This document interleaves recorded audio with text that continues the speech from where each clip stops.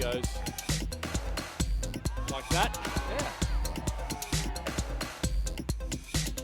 Oh, he's got him. Now let's look at the celebration. Oh, great God, it's a collision.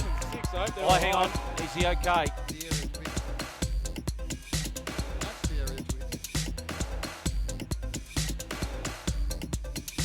Hello and welcome to the final day of the DTC Hong Kong T20 Blitz. It's final day, but before that we have one match to get through, and it's a final deciding game between Hong Kong Island United and City Kaitak. The captains are standing alongside me, and our match referee, Matt Stiller. Misbah, you have the honours, so please toss the coin. And it's a head. Misbah, you're going to bowl first. Why is that? Yeah, because we need to just look for the equation also, how we can qualify, and we not only have to win the game, but also we have to just keep an eye on the run rate. So what we feel that if we can just have a target in the mind while we're batting, so we can just chase that. And we're back on the original wicket today. Are you happy with that? Yeah, I think it looks good surface, because the other one got a bit of more grass on that, and this looks more sort of grassless pitch, and I think it will be much better for batting. So hopefully it's a good pitch for batting. And any team changes? No, same team. Misbah, all the best. Yeah, thank you. Are you happy with that decision? You're going to bat first.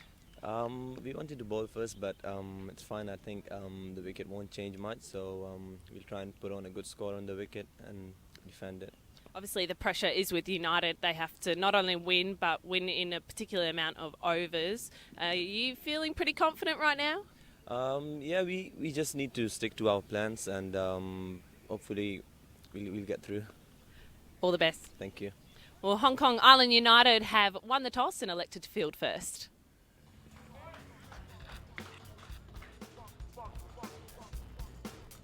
Good morning and welcome to the final group match of the DTC Hong Kong T20 Blitz. My name's Peter Miller, joined here by Tournament Director Max Abbott. Hello Max, how are you this morning?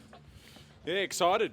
It's all coming down to the last group game, which is what every tournament organiser hopes for, where we've got two teams here with their fate in their own hands, especially now that Hong Kong Island United have been able to win that toss and bowl first.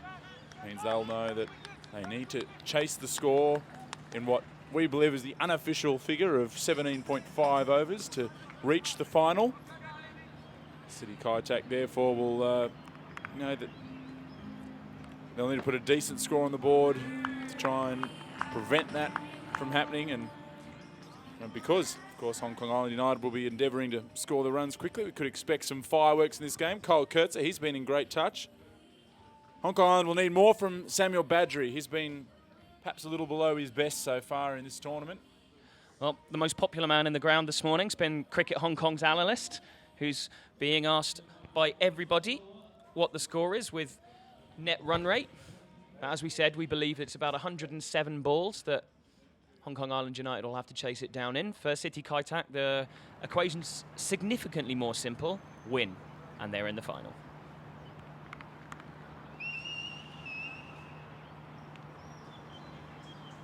Kyle Kurtzer, the newly appointed Scotland captain there, he's going to be opening the batting. Along with Sri Lanka's Tilakaratne Dilshan. Samuel Badgery, West Indian spin bowler, will be the man opening the bowling from the Lion Rock end.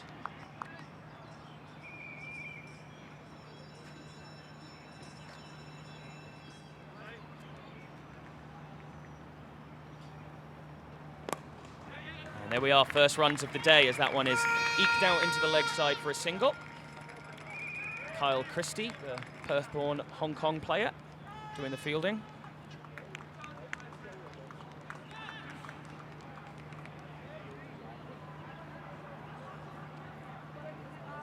Dilshan there, of course, recently retired from international cricket, but still very much a stalwart of franchise cricket around the world.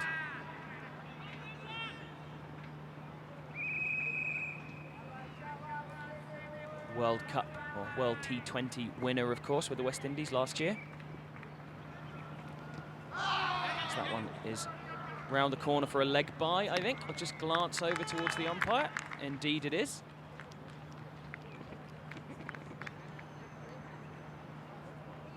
So their attempted sweep shot, but just onto the pads and tickles away for a single.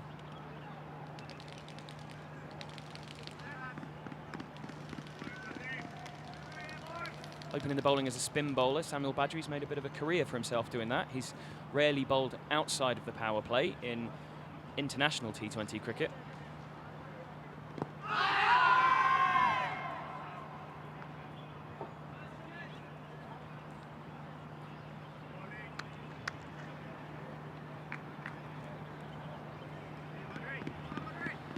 Thinking about having an appeal there, but that one was clearly going down the leg side.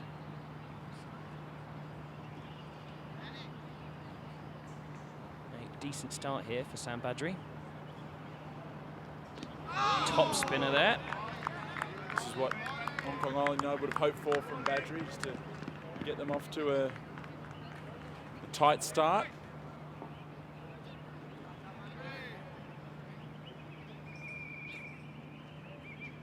Sort of score, given they've got to chase it in 17.5 overs, Pete. What do you think they're looking for? As few as possible, I suppose, would be the most straightforward answer. But on this particular pitch, bearing in mind the score that we've seen, if they could keep them down to under 200, I think they'd be absolutely delighted.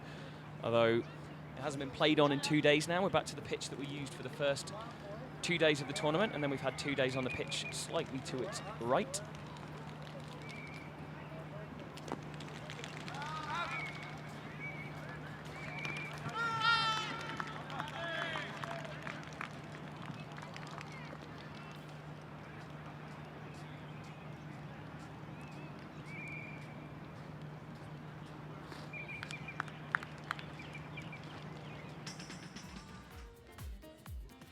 So there we have the points table.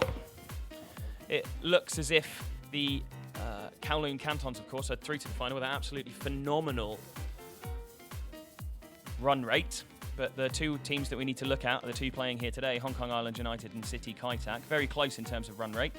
So it's about 13 balls that they need to have spare at the end of the innings. And I say about because I've been sitting there with a spreadsheet this morning trying to work it out, and it's very difficult. It's a complicated equation. The teams have been furiously scribbling away with notes of paper and calculators to try and work it out this morning. Yeah, I think I asked Brian Campbell, he just said just win. We'll just win and win by a lot. And then I think he's probably more aware than what he was giving off. He'd like to think as the coach for Hong Kong Island United, but they're starting with their two big guns here in Badgery and Ajmal in the first 2 overs, trying to put City Kaitak under pressure. The short delivery down the leg side and just helped on its way by Kyle Kurtzer. Bit of a gift to get him on his way. Could have let that one go for a wide, but I'm sure he'll take the 4 runs, perhaps coming into his body, so it might have struck his hip. But yeah, Kyle Kurtz has been absolutely fantastic form so far. Certainly, I think he's in the top 4 run scorers for the tournament. Well, had 172 runs for the tournament before this match started, tied with Misbah. Dwayne Smith, the leading run scorer for the tournament, with 191.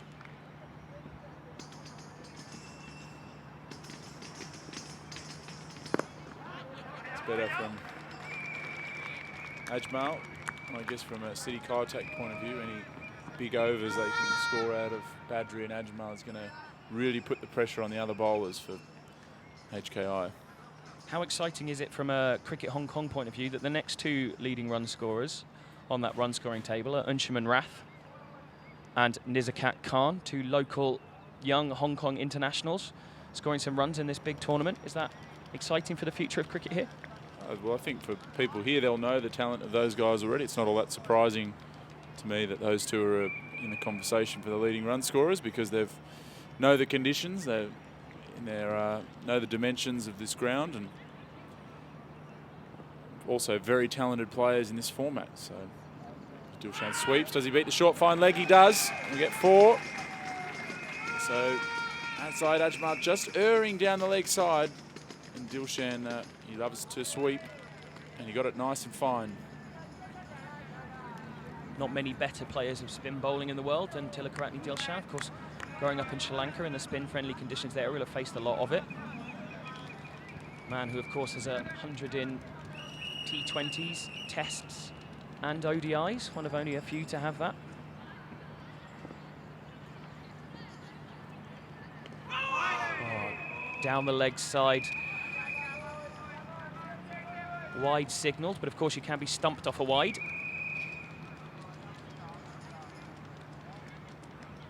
Moved 1 foot, but the front one was still in the crease.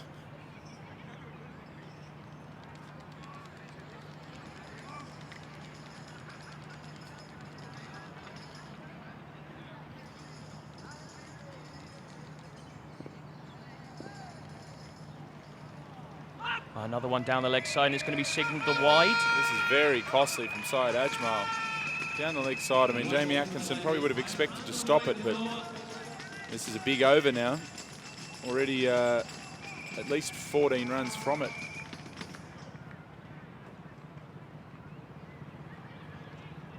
Misbar just saying, what's going on, mate?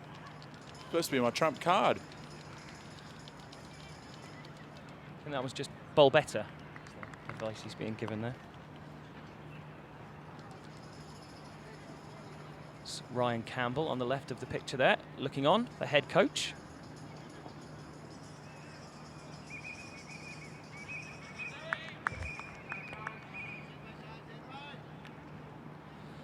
So Syed Ajmal hoping for a better line, making the batsman play and troubling the bat rather than bowling down the leg side for wides. That's much, much better as that one is played away for a single by Carl Kurtzer. I do apologise, Tilak around the Dilshan.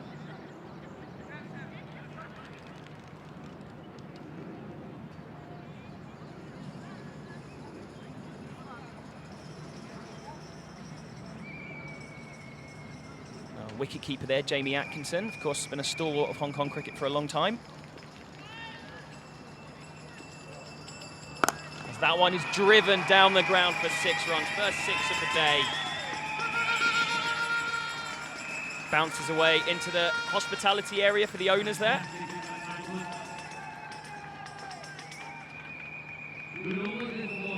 Lovely lofted on drive.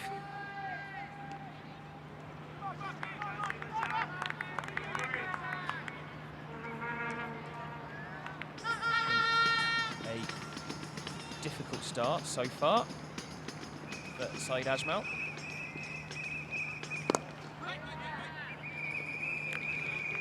Rare dot ball in this spell so far.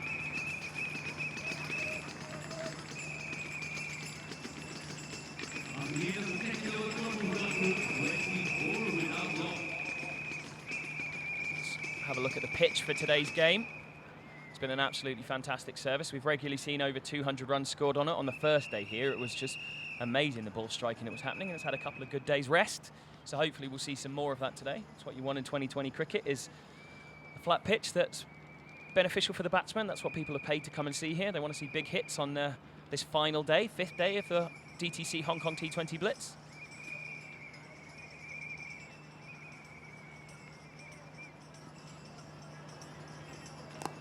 That one is pulled around the corner.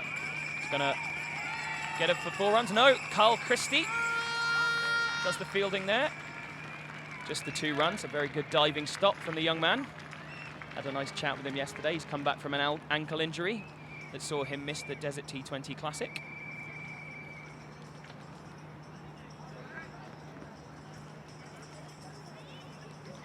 Very decent stop.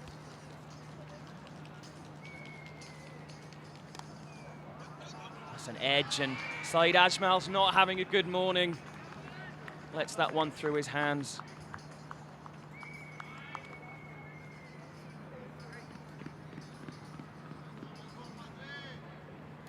There he is. Not a brilliant first over, and then also a misfield there. Conceded 22 runs from that first over. It's not what you want from your big name spinner.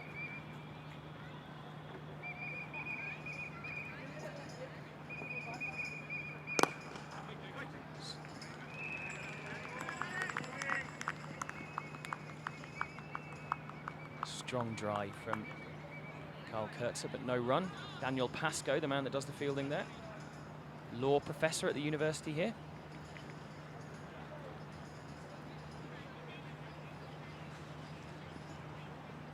So driven firmly down the ground and beats the fielder at mid-off. Goes for 4, so this is a great start here for City Kaitak. Kyle Kurtzak, he's in great touch.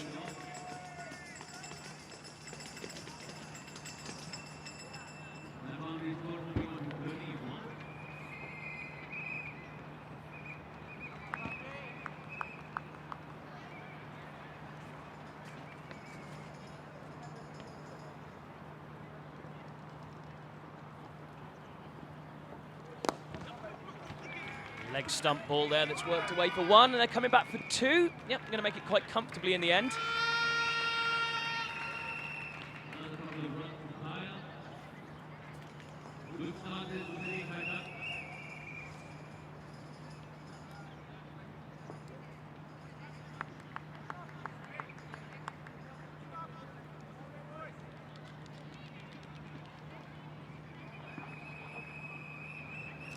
Got him! Samuel Badgery knocks over Kyle Kurtz, who was looking in good touch. That skidding delivery that right through the bat and pad. Both Pete and I getting a bit excited there as that ball just wedged between bat and pad. It skidded on and hit about halfway up middle stump. Absolutely massive wicket. Kyle Kurtz was a big part of the win that we saw yesterday for City Kaitak, which has put them above Hong Kong Island United on run rate. Wondering if that did keep a fraction low, but it's probably Badgery's the wrong person to read for balls keeping low. Not a lot of excitement there from Badgery, just another day out. Another skidding delivery beating a batsman.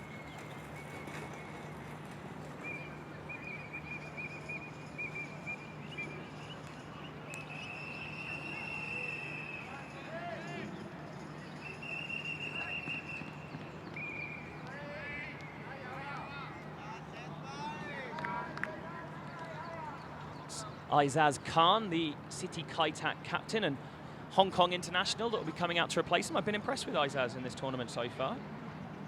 He's got a big job to do here. He's facing Ajmal, so they're really going with their trump cards up front here. The HKI United, 2 each from Badgery and Syed Ajmal. Oh, is that a drop? I think he's put that one down, Jamie Atkinson.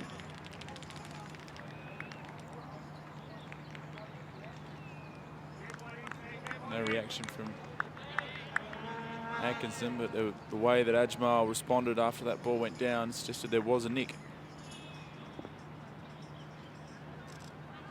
Oh, and that gets into Dilshan's arc, and he hits it out to the deep square. Badgery's taken on the boundary. George Munsey keeping just inside the fence, and 2 huge wickets here for HKI United. Most relieved man I'm there, surely, will be Jamie Atkinson after that chance went down the ball before. Absolutely lovely running catch from George Munsey, the Scotland international, who's shown us he's got fantastic hands over the last 4 days of cricket. Big celebration there in the HKI United boxes. A huge double strike for them to get rid of Kurtzer and then Dilshan. Kurtzer, the man with the more runs so far. He scored 87, 27 and 58 before this match.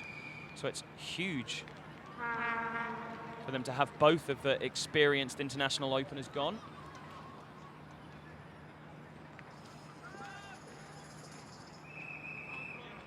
Oh, look, great reaction there from Dilshan. Throws his head back. He thought, I think when he first hit it, that was going to go all the way, but that's a fantastic catch from Munsey. Had the boundary rope at his feet. Never easy to concentrate on taking the catch when you're worried about your feet touching the rope. So now the 2 local boys, Wakas Barker and Azaz Khan, left to try and just keep this momentum going that was started from Kurtzer and Dilshan. Wakas Barkat, 27 years old, occasional leg break bowler. He's played 7 ODIs and 11 2020 internationals for Hong Kong. In the end, the move has worked to have the 2 overs each from Ajmal and Badgery, because they've each struck in their second over. Yeah, excellent return after that 22-run over from Ajmal. Oh, I think neither Zaz or Jamie Atkinson really reading delivery of Ajmal there. Well, that one went the other way.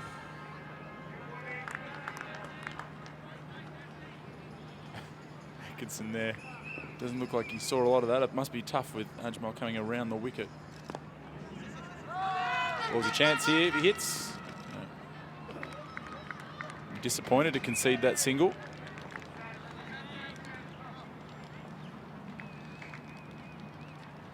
Jamie Atkinson fact for you. You ready for this? I'm ready. He was the first person to have been born in the 1990s to play an ODI. I have heard that one before. I'm sorry. But I don't think many of our viewers would have. Yeah, he's been an experienced campaigner despite only being 26. Is he? Jamie? Well, that's up in the air. This should be taken. Not a great shot. First ball from Wackers Barkat and taken. Munir Dar takes it at cover, and this is game on here. The door is open for HKI United to reach this final. If Cambo was saying just win, they're certainly going away towards doing that. I'll tell you what, that's a disappointing shot from Wackers Barkat. First ball against Syed Ajmal. It's hard for anyone to play the big shot, but that he was nowhere near the pitch of the ball. Tried to heave it across the line to the onside. An easy take for Munir Dar, and that now City Kaitak under real pressure here at 35 for 3. Well, it's going to be the man of the moment who's going to replace him. Gareth Hart, the man who took that absolutely spectacular catch that set YouTube on fire yesterday. Gotta love the smile of Syed Ajmal. It's been a real joy to watch during this tournament.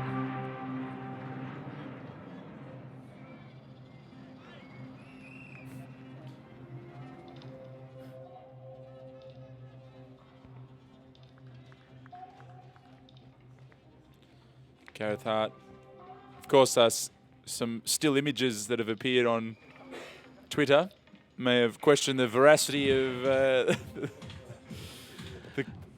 the catch.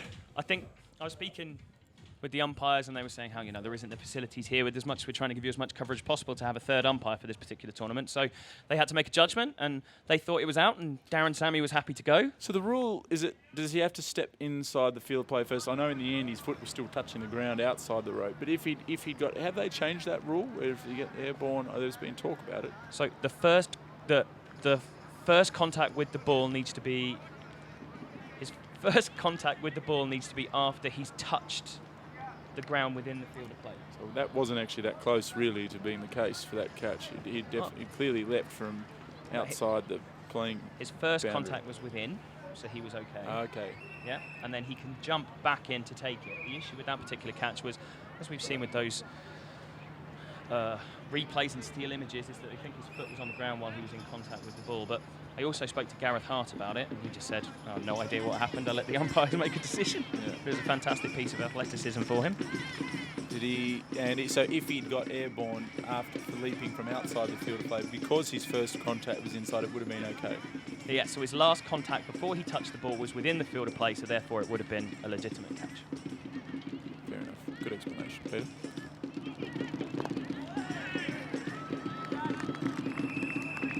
There are some times when being a nerd is a good thing. And going to have a look at the trophy that these teams, one of these two teams, will be completing against Kowloon Cantons for later today at 2 o'clock, Hong Kong time. There it is, the DTC Hong Kong T20 Blitz trophy. Looks good, Max. Yeah, what a stunning trophy that is.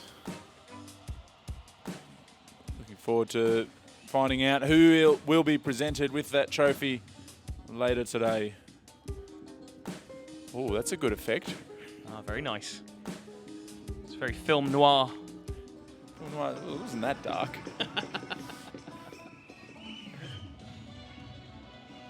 Samuel Badgery to continue here, so they're going to go with 3 overs up front from Badgery, so perhaps looking to avoid their seamers bowling in the power play, which has been a bit of a problem for them, HKI. They're really looking to do the damage early. As Badgery.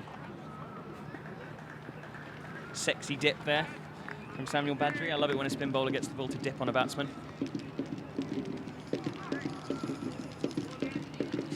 George Munsey there, who's been impressing with his fielding in this tournament so far. I think he's ready to go off with the bat too, Munsey. He's got a 60 off 20 or 30 in him at the top of the order. In a match like this where maybe quick runs are needed, might really suit someone like Munsey. You can go out there and just play shots from ball one. Well, especially if the coach is saying to you just go and win it as quickly as possible. It just frees you up, doesn't it? One kept very low, but Azaz Khan did well to stay with it and knock it into the onside.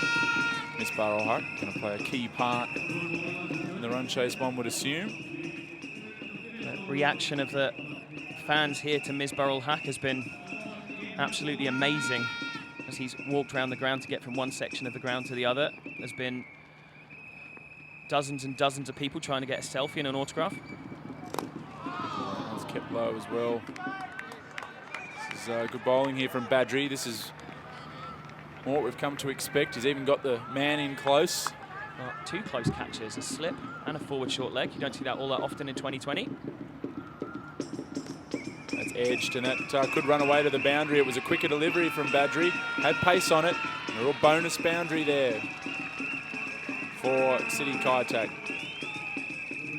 Always the danger when you have two men in catching. You've got less opportunity for fielders on the boundary, but of course inside the power play you're only allowed two anyway. But it's a very decent placement from Gareth Hart there. Just got to keep attacking the stumps here, Badri.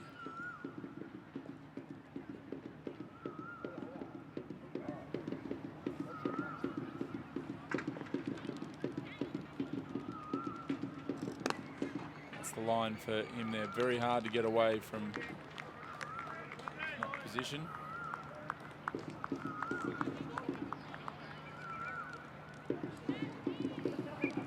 Love another wicket here from Badri. That's a big appeal. Oh, that's very a huge close, appeal. surely. Whoa. I'd love to see a replay of that because that looks very, very out to me. Was it spinning? Did it spin at all? Ooh. Maybe going down leg side. I don't think either Badri or Atkinson can quite believe that the umpire said not out, but the only thing you could be thinking is it was going on with the line and missing leg stump. This is the fourth innings for Gareth Hart so far in the innings. He's got scores of 12, 23 not out and 1 not out.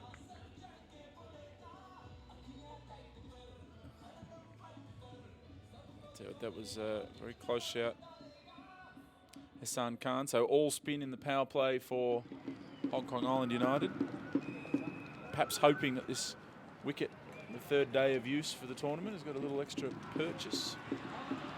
Take a look at the card there. Kurtzer again looked in good touch at the top of the order. But, big wickets in the same over, or within a couple of deliveries of each other anyway, across different overs. Kurtzer and Dilshan. Marcus Barakat played a huge slog first ball and was out caught. Well, I'd love to get Chris Jordan in a bit earlier rather than leaving him as the sort of hitter in just the last few overs. Well, I was just thinking that. I wonder whether or not they've decided because those wickets have fallen early, they want to have the likes of Nicholas Pooran and Chris Jordan batting in the second half rather than the first half of the innings and looking to really explode. So I imagine the plan here will be for Gareth Hart and Aizaz Khan to build a platform for them to launch from in the second half of the innings.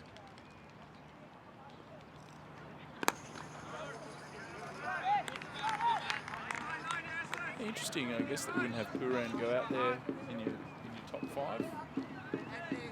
It's just looked so dangerous each time he's gone out there. If anything, he's probably just gone a little too hard. He's got immense power. In the game against Galaxy Gladiators Lantau, he hit 2 sixes and was out for the third ball he faced, and those 2 sixes he hit off Anshuman Rath, but 2 of the biggest hits I think I've ever seen. Very good timing. Scored 48 off 19 in the last game.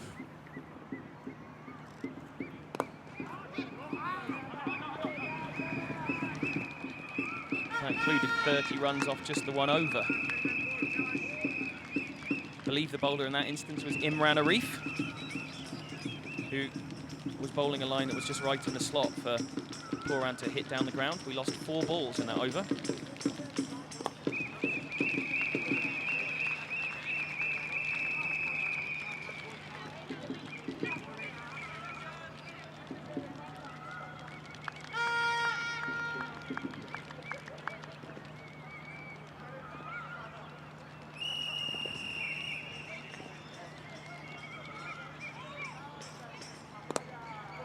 see Ishan Khan bowling again. Works the ball out to Misbah, who has a shy at the stumps, but batsman was home comfortably in the end.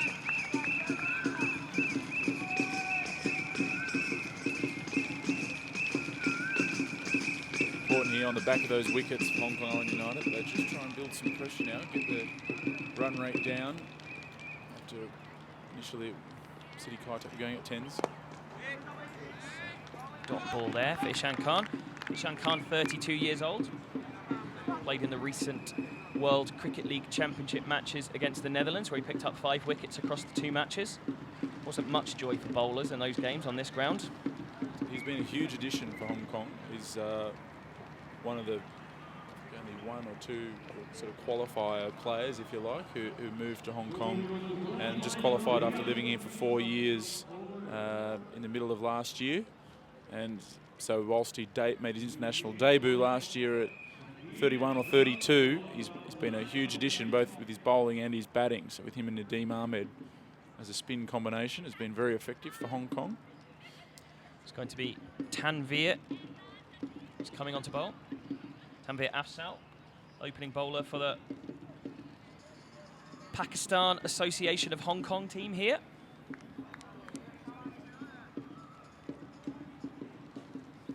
He's came back for injury in the most recent first-class match against the Netherlands here, where he picked up a couple of wickets, but coach Simon Cook was telling me he's not all the way back up to full pace just yet after that injury layoff.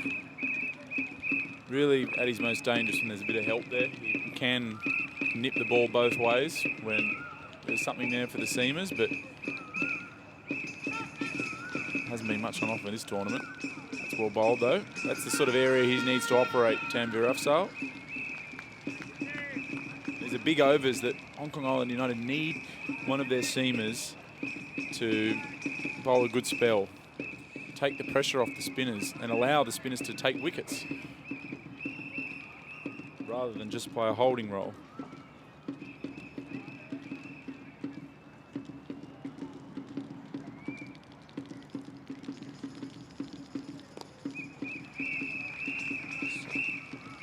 As I was saying earlier, a bit of consolidation here between Gareth Hart and Aizaz Khan.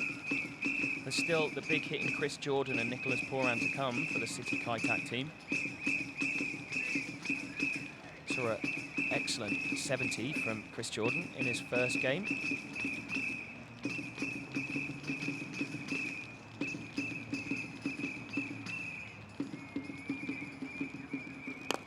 And that one's driven uppishly. Is it going to be a chance? No, it bounces just in front of Daniel Pascoe.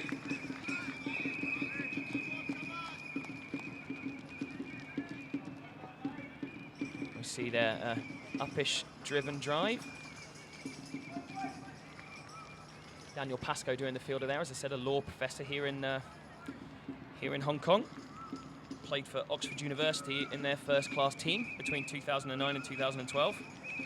He's a Kowloon Cricket Club player, and we've seen him bowling with his slow left arm in this tournament.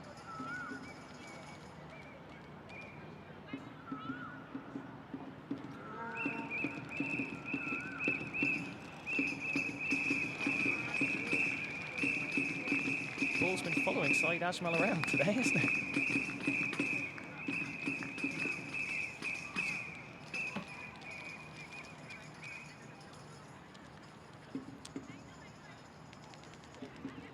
Was a very cheerful figure. Had the chance to chat to him yesterday.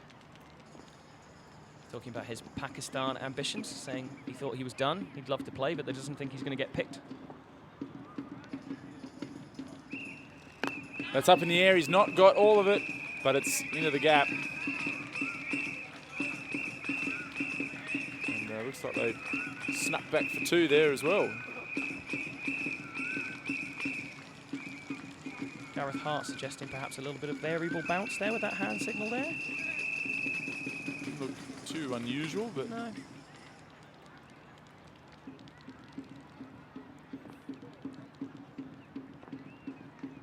7 runs from this over so far. A big last ball here for Tanveer Afzal.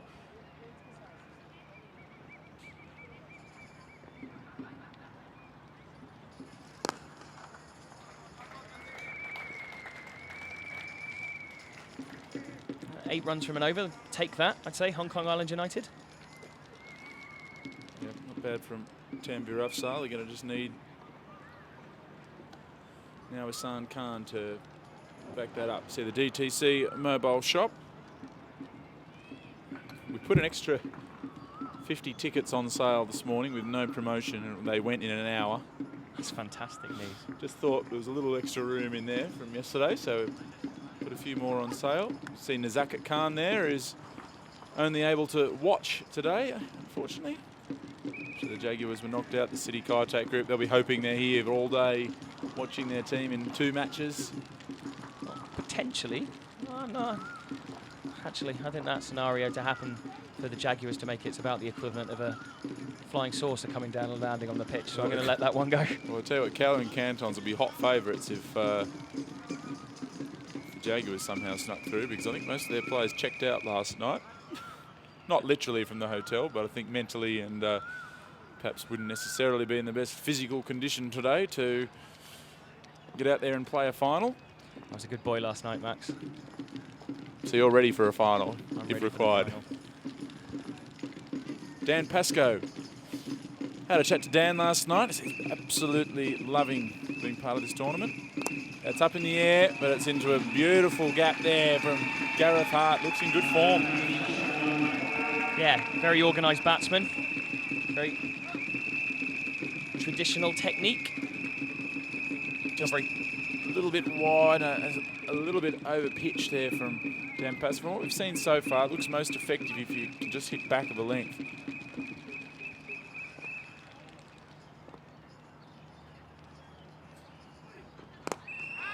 Looks like it could go all the way. It does.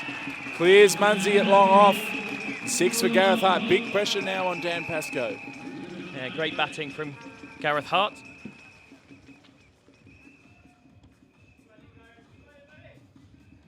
Yet to make his, yet to play for the Hong Kong national team. Am I right in saying that? You're right in saying that, because he is only here as an overseas player for Hong Kong Cricket Club this year. Okay. So he... Oh, that's a big appeal. That's very, very close. Yes, he's given Gareth Hart hit in line. And that looked very adjacent. And a good comeback there from Dan Pascoe.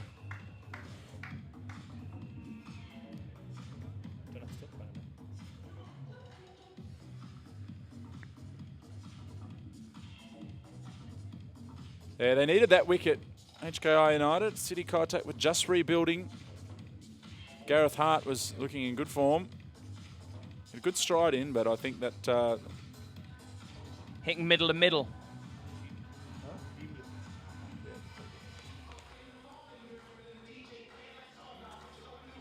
Let me just take 2 photos of it. Pick one.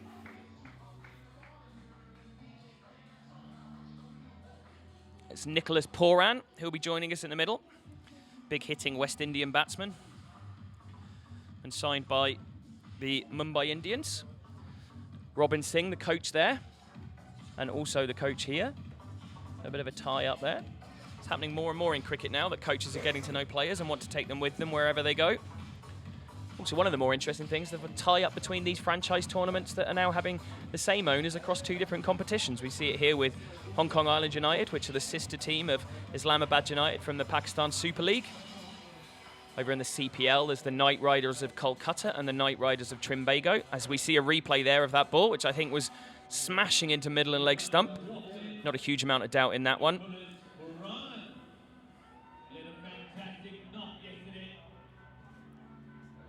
It's been an absolutely fantastic performance from Hong Kong Island United so far, who'll be feeling very confident of making it through to the final. Fantastic appeal from Daniel Pascoe. Always nice to see when a slow bowler takes the knee and implores the umpire to give him out.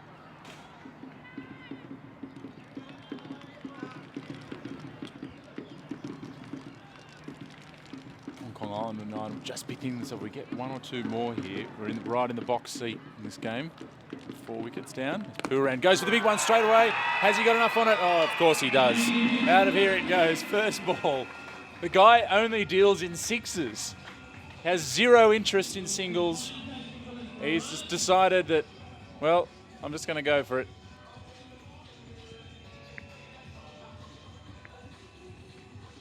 Unbelievable. I thought he'd got under it. It didn't look like he got all of it, but It's more than enough to see it sailing.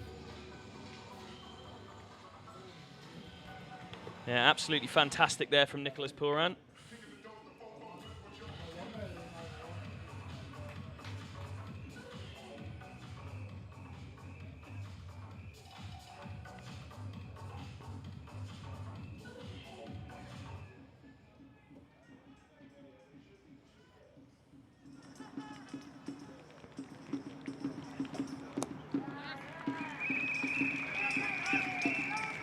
That's the 73rd run that Nicholas Pooran has scored in this tournament, and 10 of those, he's hit 10 sixes, so 60 of those runs have come from 60s, from sixes. Unbelievable.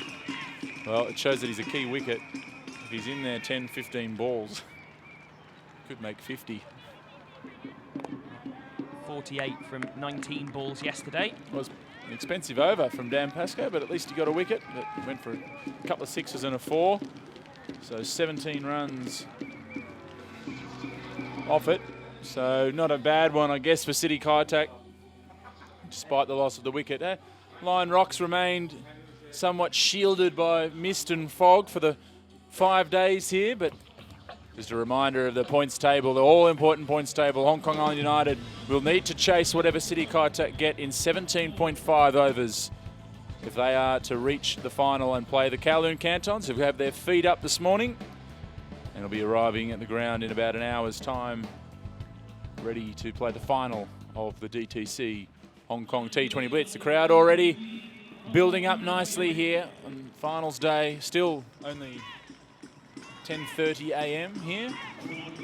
Absolutely fantastic to see so many people coming out and watching. There seems to be lots of City Kaitak cats and hats. I was going to say cats and shirts then. Hats and shirts, which is great to see. Obviously, a very popular team here. Tamwe Afsal into bowl.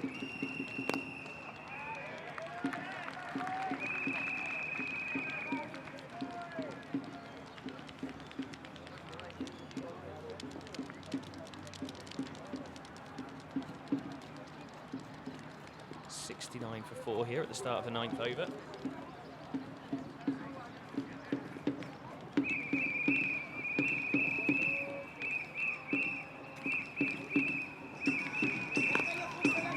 Very circumspect. Just nudging that to the onside. What's going on? 6 or dots, the way to go. Yeah. Well, one thing I would say is that keeping it back of a length, that is a smarter place to bowl, because any time he's got down to the front foot, tempted to get that ball to disappear. So Tanvir Afzal's got to use his experience here and just not give him anything that's anything like a half volley.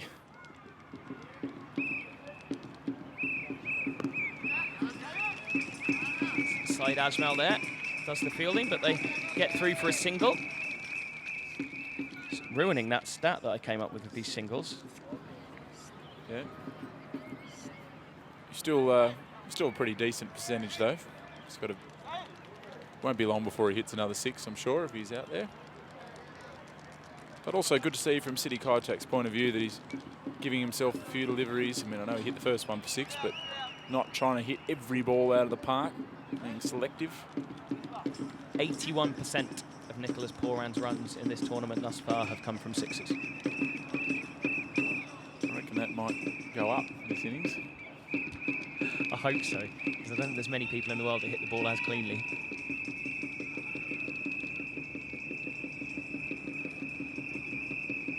It's up in the air. I think he's got enough on it, Azaz Khan. No, just short, and once again it's Munzi who's on hand to take the catch. He just didn't quite go through the shot. He timed it sweetly and made a good noise off the bat. But given that we are playing on the wicket a couple further over, that boundary just slightly longer today. And Azaz Khan just didn't quite go through with it. Timed it. Munzi once again, safe hands on the boundary. And as we see here, Azaz Khan was up. He knew at this point he's in a little bit of trouble. And just City, there's no need for Azaz Khan to really play that shot. He's got Pooran who's going to do all the damage at the other end. Just needed to knock it round and pick off the singles. So not a great shot from the skipper. And this now is a key partnership for City Kaitak. If they're going to make the final and win this game, they're going to need these two to fire. Just wonder if we'll see Ajmal come back on shortly here and try and really break this partnership and get the key wicket. Cambo, a little smile on Ryan Campbell's face. We haven't seen too many of those over the past couple of weeks. Ryan Campbell, as he tries to reorganise his life for a move to the Netherlands. Worse places to live than Amsterdam. Yeah, they're up, but there'll be just a little bit of excitement now in that Hong Kong Island United camp.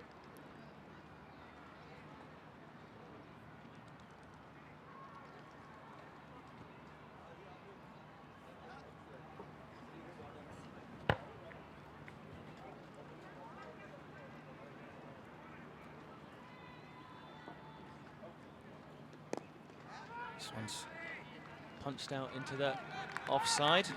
May think about a single, but wisely suggest that it's a bad idea. As Jordan just punches that one out into the covers as Ishan Khan runs in to do the fielding.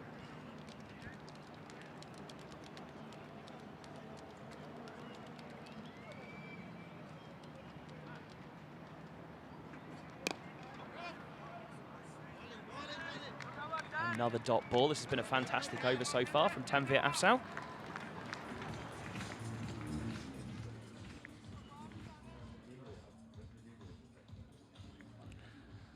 One run and a wicket from that Tanvir Afzal over. It's absolutely fantastic. His fielding so far, bowling figures so far, 2 overs, 8 runs and 1 wicket. He's bowled 5 hugely valuable dot balls.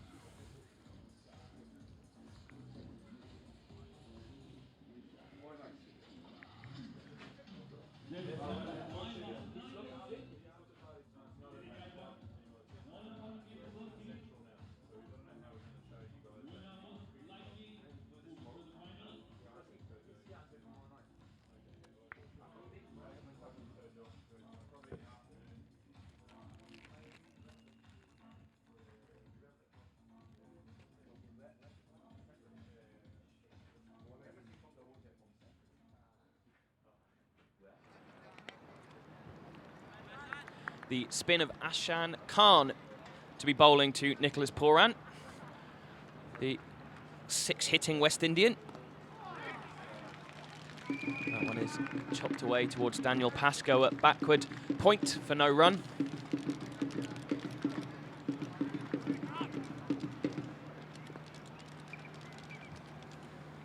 Oh, and that one is gone. An absolutely massive hit. I think that one might end up on the Tin Kwon Road.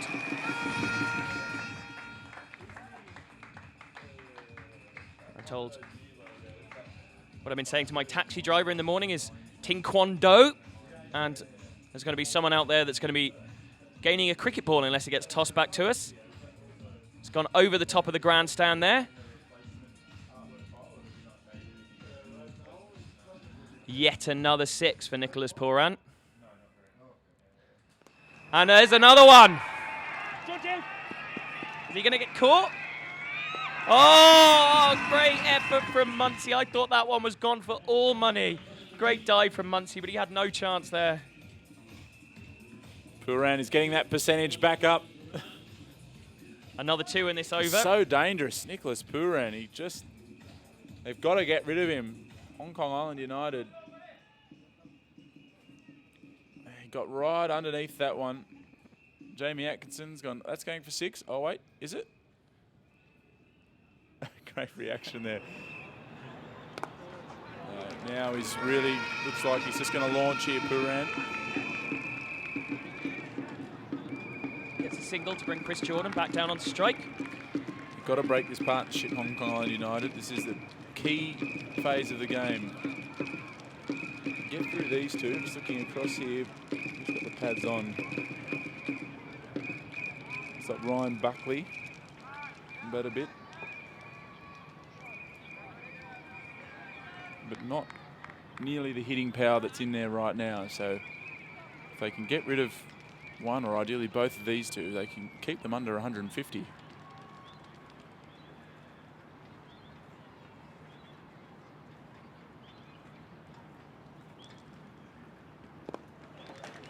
Smart batting from Jordan. That was what Azaz Khan probably needed to do, was just work the ball, get Pooran on strike. He's 20 off 8 balls, 3 sixes. First time I came across Nicholas Pooran was when he was playing in that Champions League 2020 tournament for Trinidad and Tobago. The Red Force, as they were called then, which are an absolutely fantastic side. Dwayne Bravo, Pooran, Pollard. That's the length to bowl. Nissan Khan. That ends the over. Score is 84 for 5 at the 10 over mark.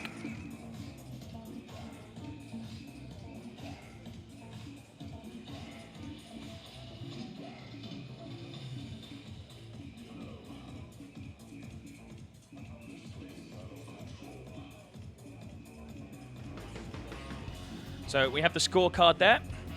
2 big wickets right at the top of Carl Kurtzer and Tilakaratne Dilshan. And then Aizaz Khan for 6 off 12 balls. He never really got going today, did he, the City Kaitak captain? A golden duck for Wakaz Barkat.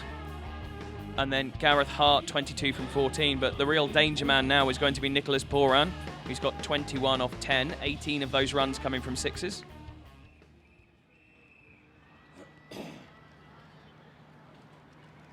Shows that he's just waiting for his ball, Pooran, as soon as it's pitched up. And it's just bunted strongly into the deep cover boundary from Jordan. No fuss from him. He knows there's plenty of time for City Kaitak to come up with a big score here if these two can get in. And I just wonder, what are the overs there, Peter? Back to that screen for us there. Just seeing who's got overs. I mean, Badri's got 1 over left. And I think Syed Ajmal has 2 overs left. So they've got 3 of these last 10, I guess, only, which might be a little bit of a concern. Well, that's up in the air. This should be taken. This could be a huge wicket. Oh, it's taken. Jamie Atkinson, they all came in and collided. It bounced off the gloves of Jamie Atkinson. Samuel Badri had the fast enough reactions to take the catch, and that is a massive wicket in this game and the tournament. That's huge. That could be the moment that gets Hong Kong Island United into the final against Kowloon Cantons at 2 o'clock today. You were hoping if they were going to get to something really, really impressive, it was going to be Nicholas Pooran that got them there. Fantastic camera work there. That brings us those pictures.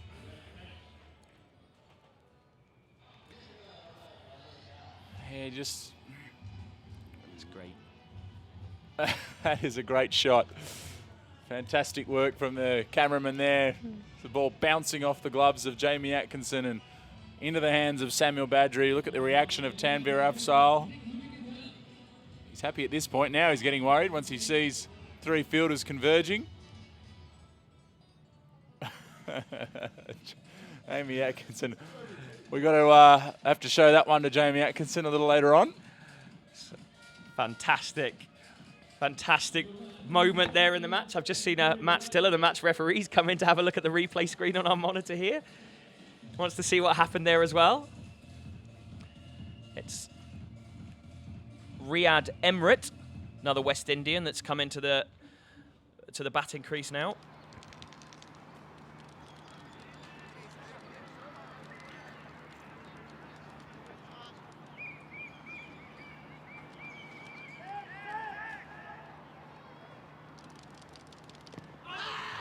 Cannons into Chris Jordan's pads. Riyad Emrit, 35 years old now, the new batsman. Played 2 ODIs for the West Indies back in 2007, both of them against India.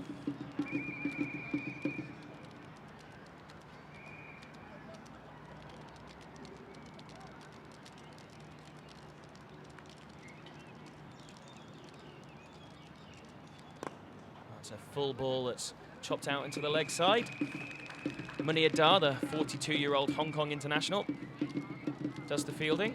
He was in the World T20 squad back in 2014 when Hong Kong had that fantastic win against Bangladesh.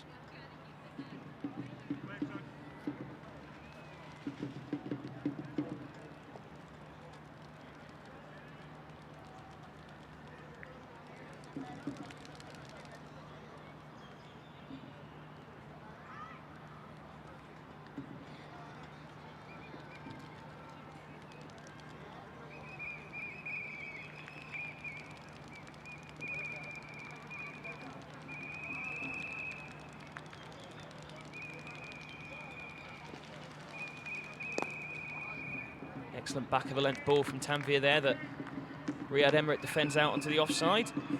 Just looking at that team that Riyad Emirates played against on his ODI debut against India. You know, Gautam Gambhir, Suresh Raina, Sachin Tendulkar, Rahul Dravid, Yuvraj Singh. Some of the great names of Indian cricket in that team.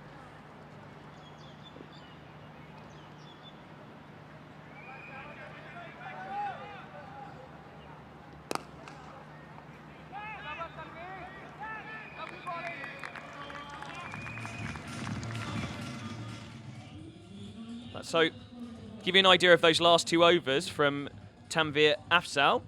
He's conceded 3 runs and taken 2 wickets.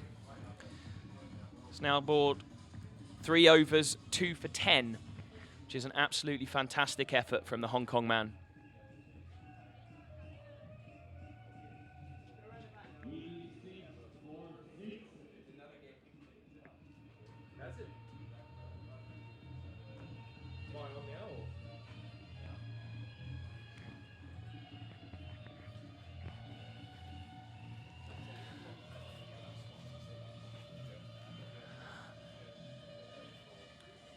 Exciting now, I've managed to catch the eye of Charlie Burke, the outgoing director of cricket here at Hong Kong Cricket. Hello Charlie, how are you? Very well, thanks Peter. Bit nervous this morning when I woke up. There's a bit of rain around, but the ground staff have done a good job and the outfield has held up nicely, so we've not lost any time or any overs, which is good. Carl Christie coming on to bowl now. That one's driven up the ground. Be excited to see how young Kyle does when he goes to Bangladesh to play against in this Emerging Nations tournament in the coming months. Yeah, definitely. I think he's, on his own admission, needs to really work on bowling in subcontinent conditions and bowling on slower wickets. He's a very useful bowler on the quicker, bouncier wickets, and we saw that in the PNG series and when he played for us in the warm-up matches in the Big Bash. Got another change in commentary now as well. Peter Miller stepping out to do his other part of the job and write some stories and interview people. Got the head coach, Simon Cook, welcome. Thanks very much. As we just have a look here at the recent dismissal of Nicholas Pooran. High ball going up, and I think there's three of them having a go at that, and very, very fortunate in the way to get that wicket. You see a short ball there from Carl Christie. I think that's a great thing about franchise cricket. You've got 3 different nationalities there going for the ball, all probably different accents and don't know each other that well, and coming together, clashing together, and Badri holds onto it. Yeah, communication's interesting in that situation, with also a bit of noise, bit of crowd in influencing them as well. You would have played a bit against Chris Jordan, I would imagine, Cookie, when you were playing county cricket? Yeah, came up against him first time when he was playing for Surrey, and young lad coming through. He's very, very good talent coming through, but he suffered a lot with injuries as a fast bowling all-rounder in his early years, and ended up leaving Surrey and going down to Sussex, and has really come on leaps and bounds since he's made that move, and has now become a very, very good international cricketer. As you see, Carl Christie just trying to get the ball a bit fuller underneath Chris Jordan, and he can just squeeze it out to Ehsan Khan at short mid-wicket. Yeah, he's starting to make a name for himself around the world as a premier, certainly T20 bowler. I know he wants to play more ODI cricket and Test cricket, but his skills have really come to the fore, certainly over the last 12, 18 months. He's an underrated batter as well, actually. He's a very good batsman. That was going to be my next question. To me, he's almost fits the genuine all-rounder role. Yeah, he is genuine all-rounder. He's as we say, very, very good good bowler, and can get more than useful runs down the order, and his fielding is outstanding. He's probably one of the best slip fielders in the English game. And we've seen here he's taken a couple of good catches, and he patrols the deep mid-on, deep mid-off boundary. when he's in T20. So almost the complete all-round package. In your opinion, what does he need to do to chuck on the blue cap and play Test cricket for England? What's the difference? What does he need to do there? I think it's about basically making sure that he can repeat skills over and over and over again in the longer form of the game. It's about longevity. He who can do their skill the most consistently will generally be the better players, and that's what you see in Test cricket.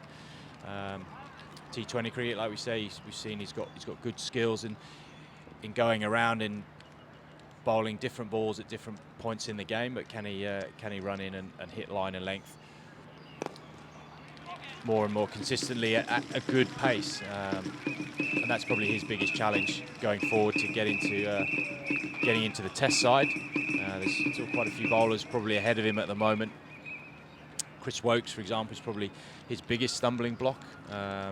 He's come into that Test side and really grabbed that spot by the scruff of the neck. He bowls high 80s, early 90s. He's a good all-rounder.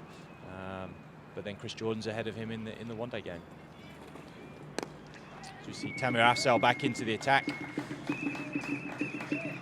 And plugging away on that good back of a length, which he found yesterday on the slightly newer wicket. And he was very successful yesterday and came back with probably his strongest game in the tournament so far, and he's backed it up again here. One of the highlights for me has been that running between wickets of the international players, which has been of high standard. Yeah, you'd expect it to be pretty high standard in terms of intent and wanting to get back for two. It's not a big ground here, and there aren't too many twos on offer, but if you can push hard, you can poke it into the gaps, get it around the 30-yard circle, there is still an option to run two. The other thing the thing that's impressed me as well is the intent in the field, and Misbah al-Haq in this innings in particular. We can see that his intent to want to get the ball is incredible. And I don't know if we can get a camera onto Misbah al-Haq just as the ball's about to be bowled, but he gets into some really, really strong positions, and the intent that he shows everyone else in the outfield is a great lesson going forward for our national players in particular, because it is something that we've worked on very hard over the last 12 months. Inside edge there, just half a peel. It's a great bit of running there again, just what we talked about, getting two there. They often talk about getting in the 30-yard circle, and if a fielder out, being able to get two. There's a great bit of running there. Yeah, that's right. Now here we go. We're going to see a replay of this running here, and so push hard and make that decision nice and early, touch in and go. And it turns into a pretty easy two in the end. Looks like they're going to push hard again here. Munir Dar coming around. He's going to cut two off this time. Bit of fielding there. Important to get to the ball quick, and that's end of the over. City Kaitak 95 for 6 after 13.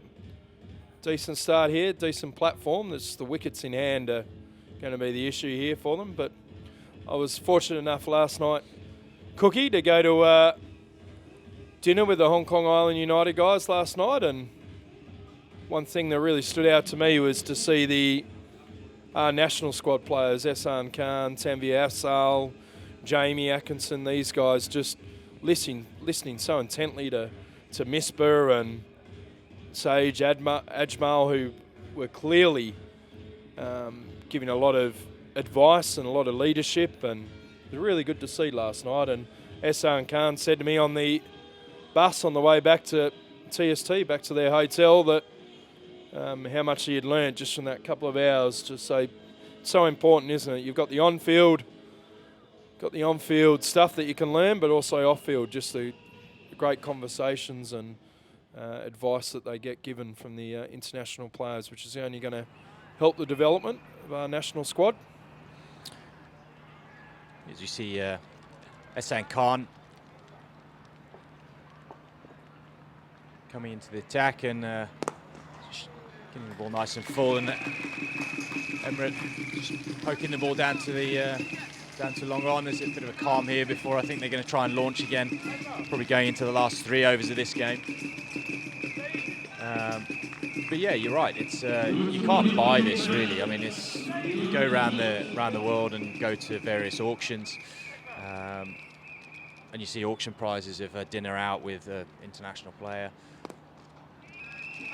and they go for thousands of pounds. And these guys have had so many opportunities during this week to sit down with these international players and learn so much. And you're right, it's not just the learning on the field, it's the conversations that happen off the field. I know Carl Christie had dinner with Ian Bell the other night on his own. Oh, that's a chance. We're going to say it's a missed stumping opportunity there. They're appealing for a caught behind, but I think it's come off the pad, so it's not out. But then I think Jamie Atkinson's missed the stumping opportunity, which may prove a bit costly. Yeah, I don't think he got any bat on that. Maybe a bit of advice from Saeed Ajmal last night. It's just sparing Hassan on here. He's bowling pretty well here, getting the right pace. Yeah, and I think the advice is good. That's coming from all these players, and Chris Carter had a conversation with Chris Carter yesterday, and he was saying it's amazing how these guys think. They think very differently, the international players. And I was saying to him that he needs to ask the questions why they're doing things, not just learning. Okay, they're doing something different. So I'm not sure he's going to get any response for that appeal. Pitching outside leg stump and probably missing a second set. As we see that missed stumping chance, he's going up for the catch, but definitely coming off the pad, and probably could put that down as a missed opportunity. But yeah, it's a case of actually asking why they're doing things, not just seeing what they're doing differently, but what's the thinking behind why they're doing it, and that's where the conversations off the field really take root. So we see Ehsan Khan appealing there, pretty optimistic appeal. Kyle Christie is going to continue from the Lion Rock end. He heads back to Perth tomorrow, back to his city where he lives, born in Hong Kong, and then he'll be on a plane in a few weeks' time to represent Hong Kong in the Emerging Teams Cup in Bangladesh against the under-23 test sides. In at Emirates. Oh, is that a drop catch then, Cookie? Yeah, we'll put that down as a drop catch. Pretty harsh, I think. Balls hit back that hard against bowlers, whether spinners or fast bowlers. Very difficult to change direction, and it's one of those where your hand goes out, and if they stick, they stick. But I think it will probably pretty fair to say save 3 runs. Still money in the tin, drop catch. So Chris Jordan on strike here. Oh, swing and a miss. I don't mind that length, actually. I think that's a good length for him to bowl, particularly at this end where the ground is very short. It's around 53 metres. The square boundary is a lot bigger, and you prefer to be hitting over the deep square boundary where Misbah al-Haq is patrolling than getting hit back over your head. He's got 3 out. Deep mid-wicket, deep square, long on. Kyle Christie, Jordan. And he's used that short boundary straight. It's gone all the way. That's a beautiful shot from Chris Jordan. Yeah, just like what we said, he's gone a little bit full, and you don't really want to be effectively poked down the ground for 6. It's a very good shot by Chris Jordan, but the percentages are all really with him there. If he can get half a bat on that, it's going to go for 6. Where he's actually got to get a good part of it to hit it out the ground square. And with Kyle Christie being able to mix up his pace, drag it down, a few cutters, slower balls, and mix it up that way, I think he's got more chance of success.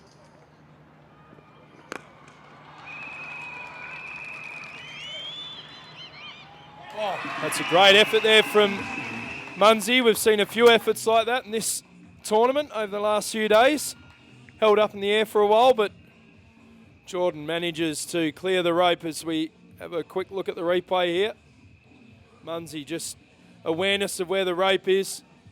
Good effort there in front of the analyst, Chris Pickett.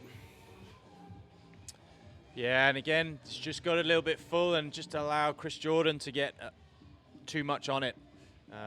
Misbah al-Haq just giving Carl Christie some reassuring words and pat on the shoulder and a good luck, and off you go again.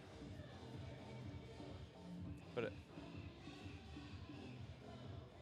it's so difficult. If you miss your Yorker by inches here, you're potentially paying the price. So the hundreds come up in this over. 2 consecutive sixes. City Kaitak move on to 111 for 6. We've got 2 balls remaining in the 15th over. Christian again at Jordan. Foolish delivery again. Knocked to the cover region. They scamper through for a quick single. What do you think Ryan Campbell, the Hong Kong Island United coach, what do you think he would be okay with trying to chase in obviously about 17.5 overs to try and get their net run rate up?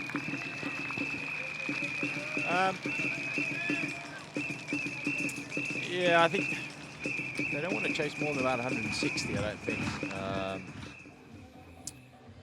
As a total that they need to try and get over the line. But I think they would be really happy with where they are at this point in the innings. The dangerous Nicholas Pooran is out. They've got to get Chris Jordan out here. If they can do that, they've got a real good chance of restricting them to even under 150. Yeah. But the next 3 or 4 overs is going to be a really key period in this game. Setting this up, City Kaitak was here. Just need to win the game to assure themselves of a place in the final.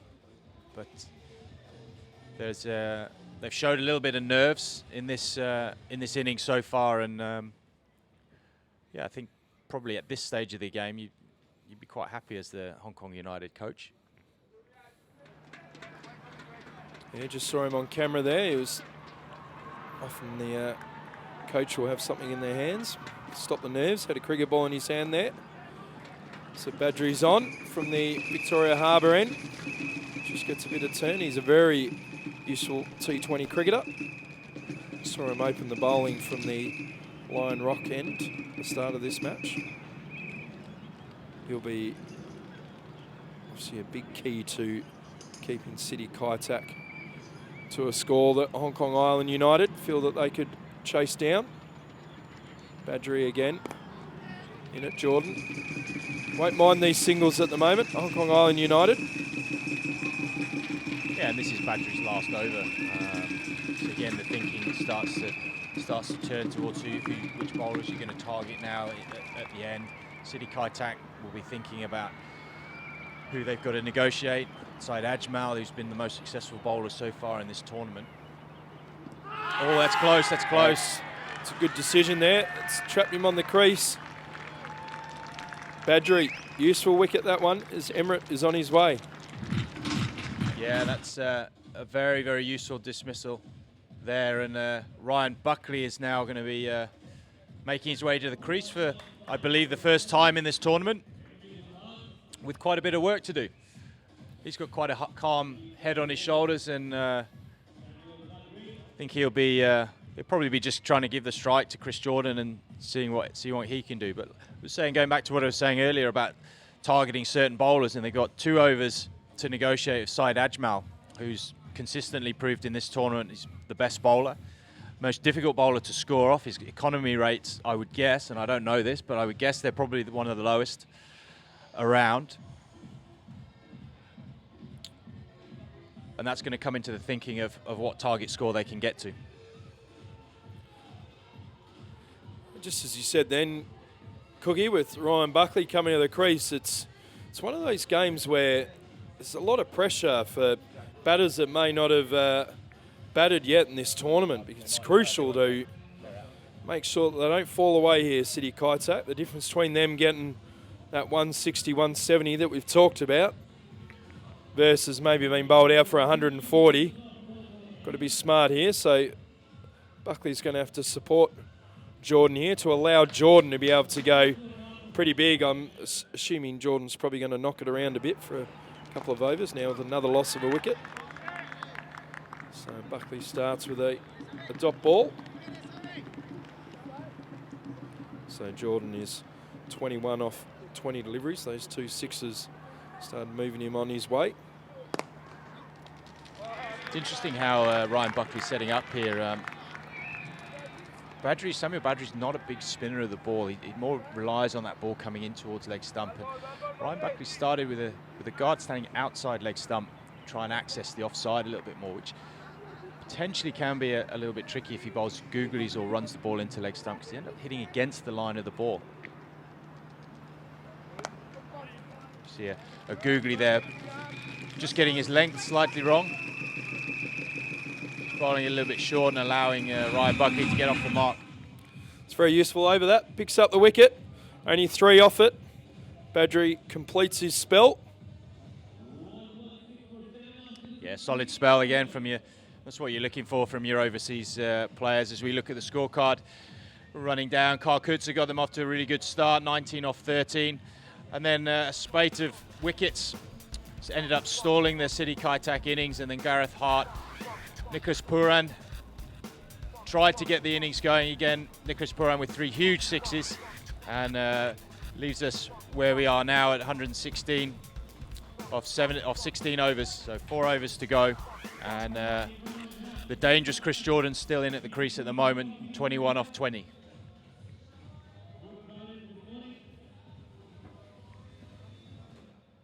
Kyle Christie to carry on to Ryan Buckley. Changes his length, going back of a length. Doing exactly what's required, getting Chris Jordan back on strike. I wonder if Kyle Christie will change his length here after being deposited out the ground over his head in the last over twice. It's interesting, Mispa's just moved Ehsan, who's at deep mid-wicket, and Munir Dar, who's at deep square. Just moved them a bit squarer, so it's an indication. And long on is also a bit wider, so indication there that the length that Mispa wants Christie to bowl. Hard into the deck, back of a length. Let's see what he can produce here. He's gone full again, and maybe it's the double bluff. He's got me on that one. Just having a quick look at the leading wicket takers. Cookie, got Syed Ajmal.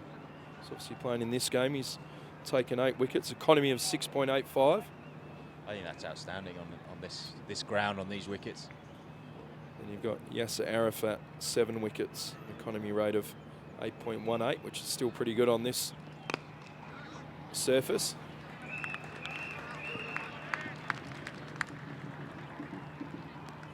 And the only, although the top local bowler is Ashley Caddy, who's on the fringe of representing Hong Kong in the national squad, yet to play full international, but he's taken 6 wickets.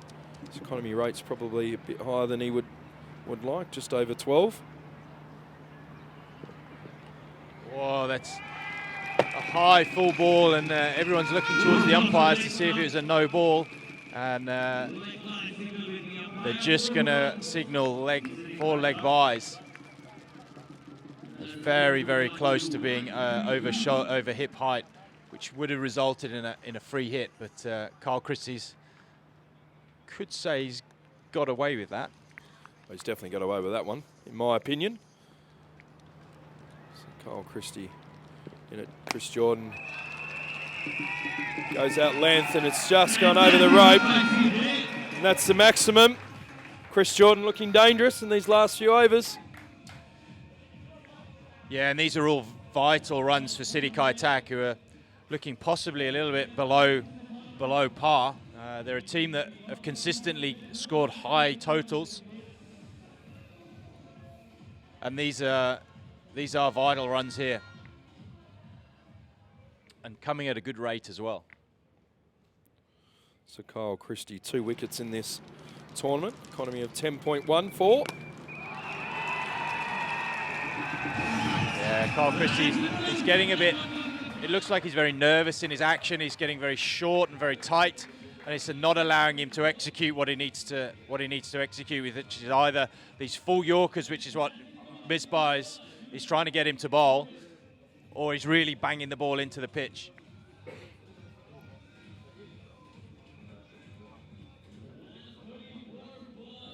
So you see there, he's just not fully committing to his action. He's a little bit nervous, almost letting go with it, letting go of the ball in hope rather than expectation of success. So we've got 2 overs left from Syed Ajmal, 1 from Ehsan Khan. Still got 3 left from Pascoe and 1 left from Christie. So you'd imagine Syed Ajmal he's on right now actually, so he'll bowl the last 2 overs from the Victoria Harbour end. And you'd imagine maybe Ehsan Khan take the pace off the ball, get him to bowl from the Lion Rock end next over, or the 19th over. Yeah, they've got a few options still, but Syed Ajmal will take up the mantle right now.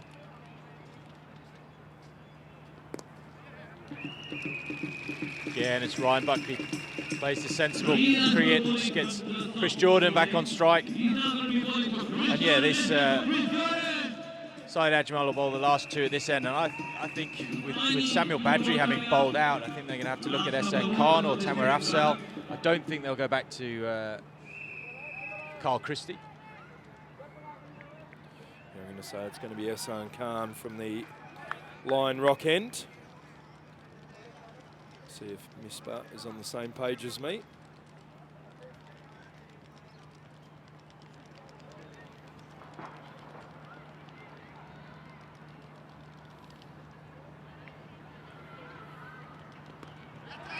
Top edge there. And it's going to be taken very safely by Dan Pascoe.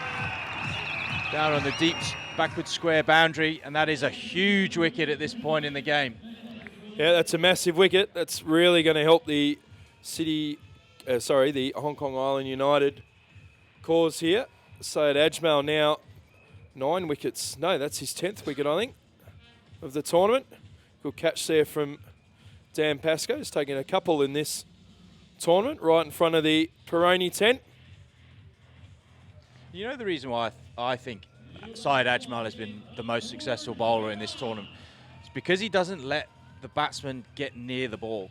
When he's bowling his good length, it's dropping outside the batsman's eye line. It's either dropping short of them so they can't reach it and they're hitting and they're ending up having to scoop the ball up in the air, or he's getting wide outside their eye line on the offside and they can't extend their arms through the ball. And he's just a smart bowler. Yeah, he's seen a change of action. You know, he's had to modify his action a little bit. But you can still see he's so smart as a bowler. Syed Ajmal to Ryan Buckley as they crossed. Anka Sharma is or Anka Vasista, I should say. Changed his name recently. He's at the non-strikers, got 28 on the back of his shirt. He also hasn't done a lot of batting in this tournament, so Hong Kong Island United in a good position at the moment. Quicker, wider delivery there from Ajmal. So we're going to see who we're going to see open the batting. We're going to see Atkinson and Bell. I think they've been going with up front. They've been going with Jamie Atkinson generally. And yeah, Ian Bell's had. Oh, that's a good shot. Slog sweep. He's got plenty of that. Good shot there by Ryan Buckley. Ball going into the corporate hospitality tents.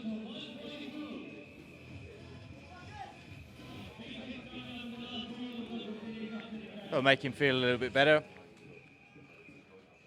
Be interesting to see Ajmal's comeback ball here after being slog swept for 6 over towards the Cowling Cantons box.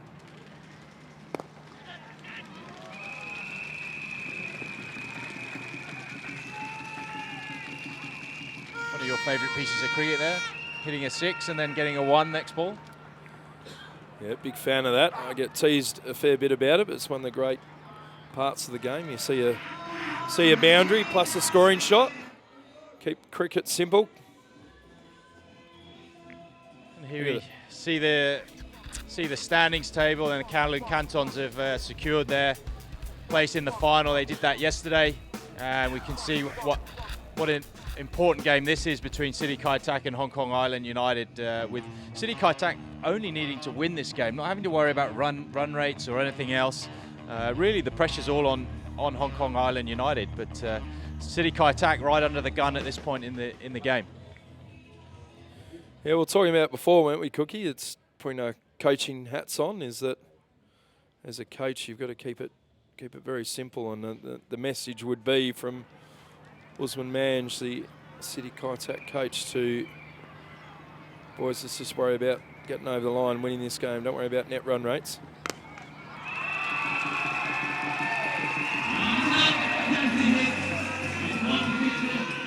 And Misbah ul-Haq has kept faith with Kyle Christie, and the ball's just unfortunately been put right into the slot of Ryan Buckley, and he's launched that one right out of the screws over the deep mid-wicket boundary. So Christie again to Buckley. Full knock down the ground. Fielded by Dan Pascoe there. Geez, in the context of this tournament, these next 10 deliveries are pretty important, aren't they, Cookie? Yeah, they are, absolutely. And I think that ball just there that Kyle's bowled, I think that's exactly what Misbah is asking Kyle to bowl. It's that leg stump Yorker. And not quite got it right so far in these last 8 deliveries. So Anker on strike, foolish delivery, not to mid-wicket. They'll just get the one there. Fielded there by Ehsan Khan, who I thought was going to bowl this over, but Misbah and I have got different plans. That's why he's out there as captain and I'm sitting in the commentary box. Oh, we'll soon see, won't we, who's right and who's wrong at the end of this this over. Fantastic hitting by Ryan Buckley. Buckers on the back of his shirt, would he have requested that, Cookie, or is there a bit of a mix-up there with his nickname and his surname? Well, bowled by Kyle Christie. Like I said, it's that leg stump Yorker that Misbah is looking for him to bowl, and that's a perfect example of good execution. Just while Kyle's going back to his mark, the leading run scorers for the tournament, we've got Carl Kutzer, who played in this game earlier, 191, and Smith from the Cantons, also on 191. Yes. Both of those would want to hope that Smith's definitely playing in the final, and potentially Kutzer as well. Yeah, another outstanding delivery there by Kyle. Amazing, isn't it? As soon as they're facing a non-international cricketer and the pressure's off, suddenly they can execute the skills. You know, his action looks much freer. He feels he can actually deliver a skill that he's trying to deliver. And that's, again, another great learning experience from this tournament is, can you deliver your skill in any situation, not just when it's easy. Absolutely. Christian again. Anka Vasista on strike. Let's turn that into a full toss. Flick that behind square. Munir Dar using his feet there and mopped up by Tanvi Afsal in front of the general admission area, which is getting fuller and fuller as the morning goes on. End of the over there, and City Kaitak 154 for 8 going into the last over, with Sage Ajmal to bowl the last over from the Victoria Harbour end.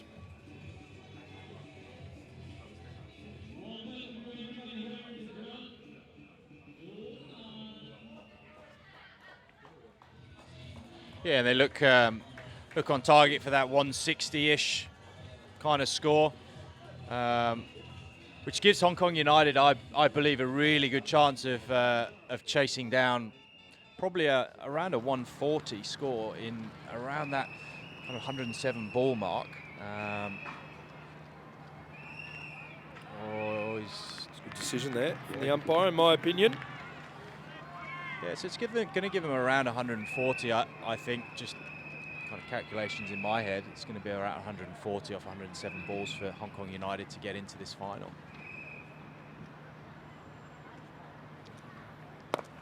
Oh. Like we see there, he's not let him get anywhere near the ball there, and it's a big swing, taking the pace off nicely, but still not let him get anywhere near the ball, and he's just towed it back over Saeed Ajmal's head.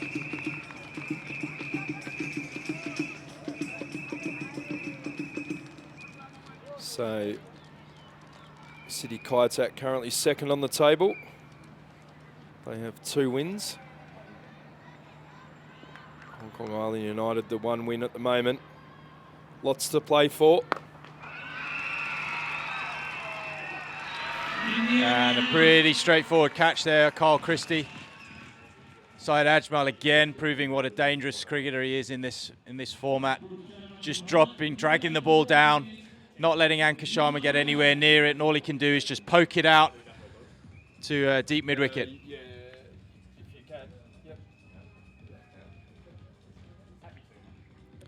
Now, Hong Kong Island United have got to be very, very happy with this total. Could have been slightly less, but I think they'll take trying to chase down roughly around a 160 score on this ground, on this wicket.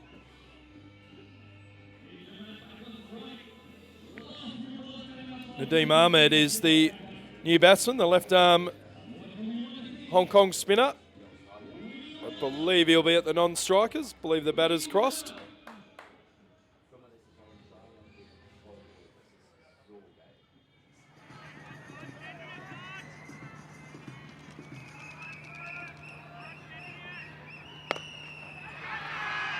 Looks like this is going to be another catch.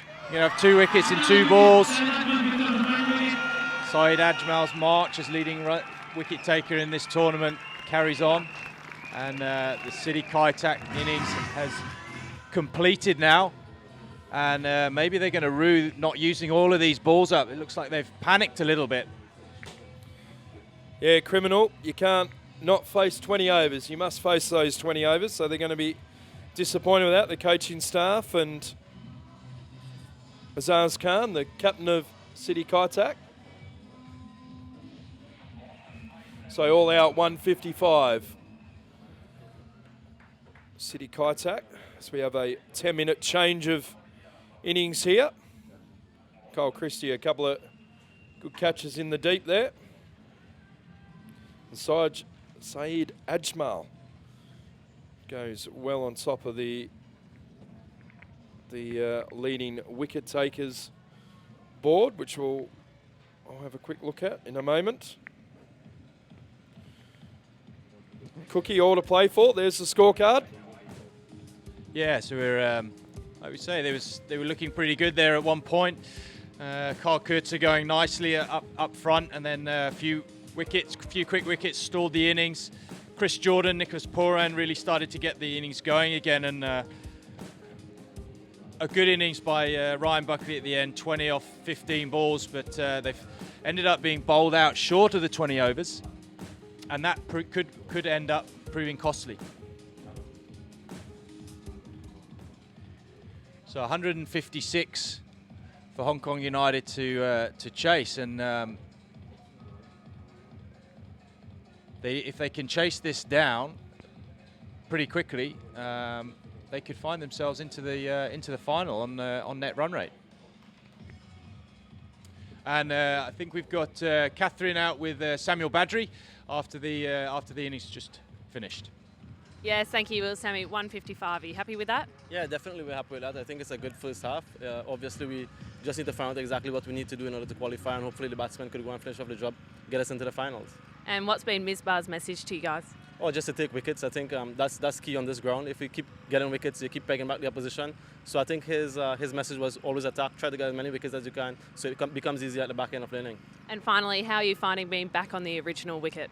Oh, it's much better there. I think the field is a bit more balanced. Obviously, the short boundaries are still short, but yeah, it's good to be there. So at least you have some leverage on both sides. Sammy, thanks so much for your time and good luck. Cheers.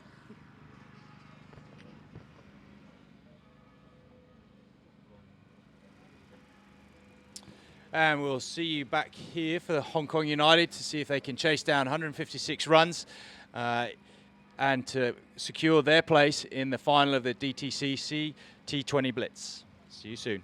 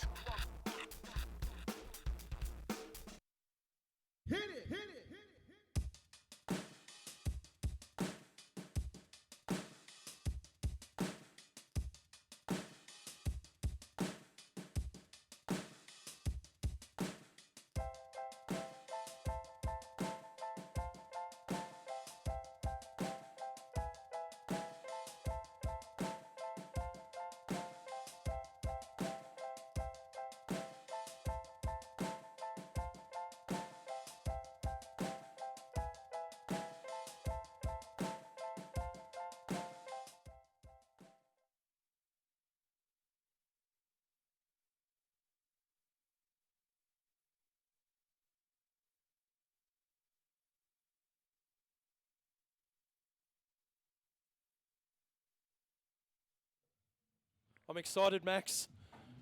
Yes, it's all really heading towards an exciting finish.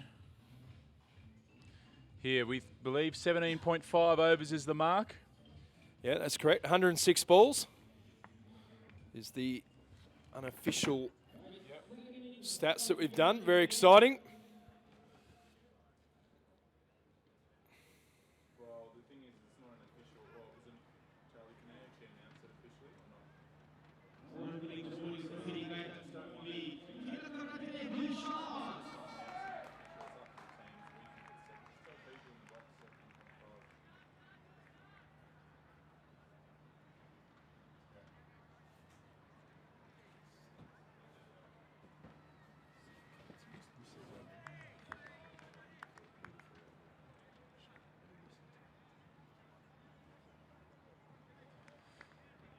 So we've got Tilakaratna Dilshan to open the bowling.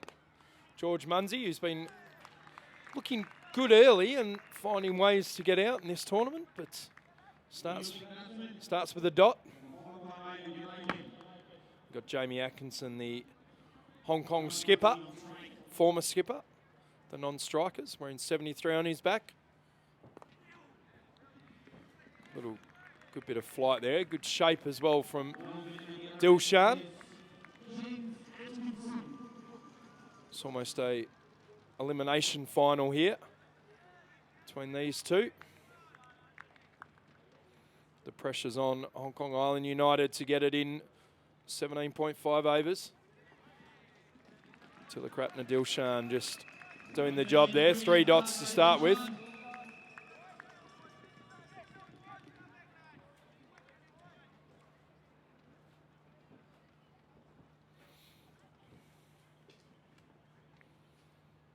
So Tilakaratna Dilshan again, he started with 4 dots here. Couldn't ask for a better start really.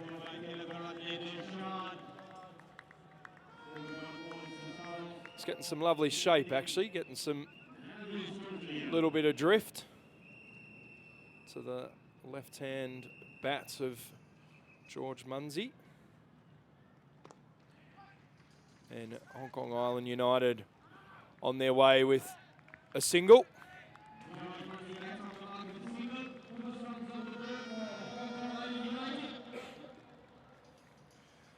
I was thinking we may see a change in the batting order. I thought Bell might come up and Munsey come in at 3 or 4, but they've stuck to their plans, which is fair enough. You don't want to get some panic in for something that maybe not start to stress on things that you don't need to. It's Jamie Atkinson. Takes guard. Right-handed Jamie Atkinson starts with a delicate sweep. Quick single. Poor throw. These are overthrows. That is costly. That's costly. There's 2 big errors that City Kaitak have done. They didn't face their full 20 overs and then 4 overthrows. That could hurt them when it all comes down to the maths at the end and the net run rate. Good start here from Hong Kong Island United. Just getting those valuable 4 runs, overthrows. City Kaitak be disappointed with that.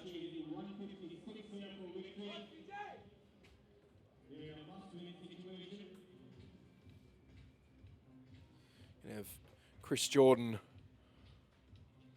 open the bowling from the Lion Rock end. Generated a fair bit of pace in the first few games. Haven't seen a lot of him live, but I was impressed with the pace that he bowled. A bit quicker than I thought. Hits the deck nice and hard.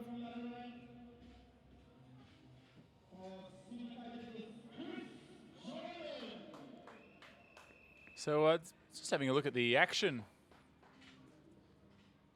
here. There's a resemblance to one of the greats that's been mentioned here with Chris Jordan. Let's just take another look. We'll take a look at Chris Jordan as he runs in, see if there's any resemblance.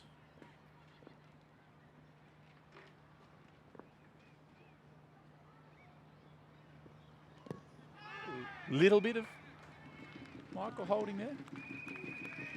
Holds the ball up fairly high as he runs in, doesn't he? And that's Holding used to sort of present the ball nicely and then have that nice presentation of seam when it comes out of his wrist. Slap, really snaps that wrist on delivery. Jamie Atkinson getting the hit on the pads. First ball from Jordan, going down leg. Chris Jordan in again to Atkinson. It's a little bit of shape away from the right-handed Atkinson. Play and miss.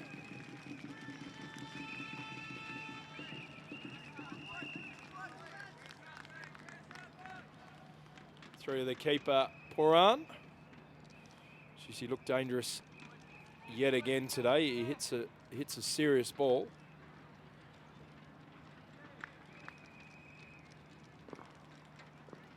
So Jordan all to play for here. Up and at it to Atkinson. He knocks into mid-wicket. Plenty of dots early on from City Kaitak. A few nerves around. City Kaitak started really clear with the ball. Leaving nothing away, keeping it nice and tight. Defending just 156. So, most definitely give them a spot in the final.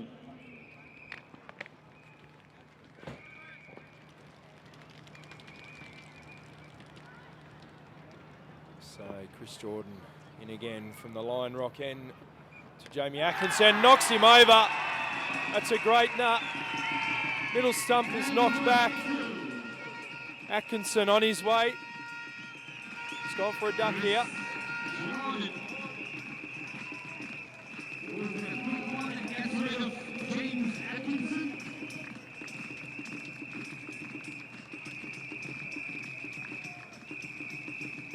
See the DTC mobile stumps, the furniture knocks back.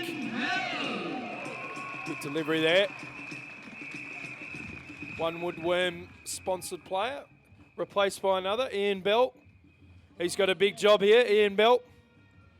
Yep, it's going to be a big innings required from him. These overseas players have been left to do the bulk of the work for HKI United. It's probably been their downfall so far in the tournament. Their domestic players just haven't contributed enough for them to have the depth in their lineup. Jamie Atkinson is a very good player, just hasn't been able to get going thus far in the tournament. And Chris Jordan just sorting out his house behind him there, by crashing it over. First ball to fellow Englishman, Ian Bell. Full of delivery. Go onto the front foot, knocks in the cover. Fielded by Buckley, that's the end of the over. It's the second over. Got one to come here. Sorry, got one to come, sorry. He's been up, a bit Charlie. excited there. Yeah, it is very exciting. I can understand how that can happen. As we count down towards the final here of the DTC Hong Kong T20 Blitz. Just looking at Ian Bell's grip there. I never realised he holds it so far down the handle.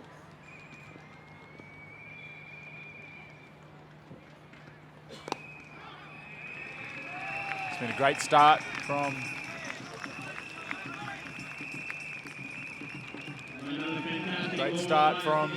City Kaitak here. The job for HKI United is looking pretty difficult. They're going to have to get these runs very, very quickly now. They're pretty much needing 10 and over now if they're going to play in this final. You can see the City Kaitak boxes there. They had so many requests for tickets, they had to get another box. Looks like there's a few City Kaitak caps in the crowd, or at least they're the ones you notice. This ground really fills up here at Ting Kwong Road Recreation Ground. It's easy to forget that we are playing here at Ting Kwong Road Recreation Ground. It's almost not recognisable to how it normally sets up for a Hong Kong home match.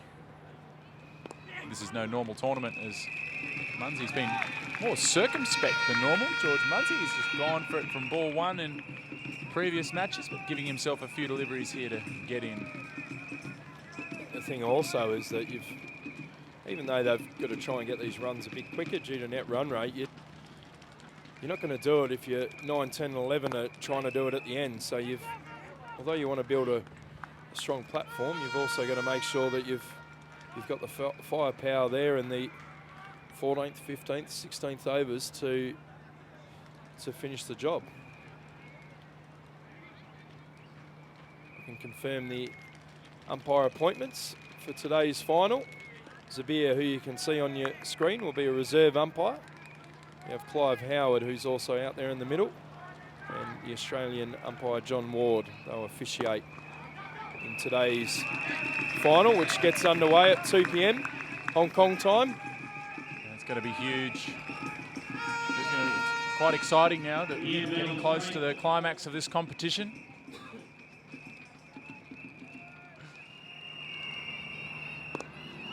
Ian Bell this is good pressure building here on Hong Kong Island United. You can feel it, can't you? You can really feel that pressure. Great atmosphere here at the ground. Just haven't, outside of Misbar's 2 innings, they had. And that's into the gap. Although coming across very quickly was Chris Jordan, who cut it off. He flew around that from long on to deep mid-wicket very quickly there. They just haven't had anyone Hong Kong Island outside of Misbar who's really got going. It was a difficult start for Bell. He topped one on the foot in the first game and hobbled around a bit yesterday. They obviously didn't play the first day, Hong Kong Island United, so they've played every day since. It's hit powerfully by Munsey, but straight out to Jordan, so.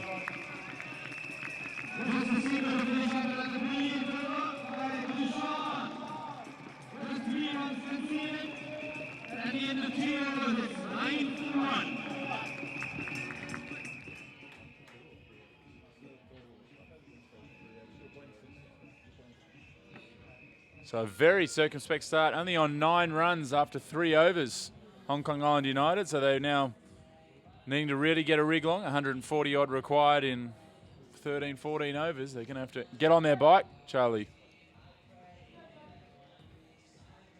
Just get the feeling that they might have almost mucked this before it's begun with the way they've started this run chase. Doesn't seem to have been any real intent to get out and ahead of the run rate. Yeah, again, I just thought they might have mixed the order around a little bit. Maybe, not the worst option, and even put Munir Dar in for the power play. Loves to hit over mid-wicket and long on. With only 2 fielders out, you might have just got a quick 30 for you, a quick 40, get you underway. So change of bowler here. Chris Jordan has handed the reins over to Emmerich, who'll bowl from the Lion Rock end. You've got Clive Howard officiating from the bowler's end there. George Munsey on strike.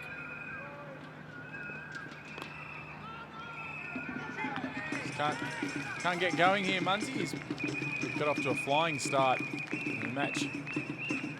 Played yesterday against Calvin Canton before being dismissed. Quite found his groove just yet. I mean, in saying that, run rate of 10, 11 and over, someone like George Munsey when he gets into gear is no issue.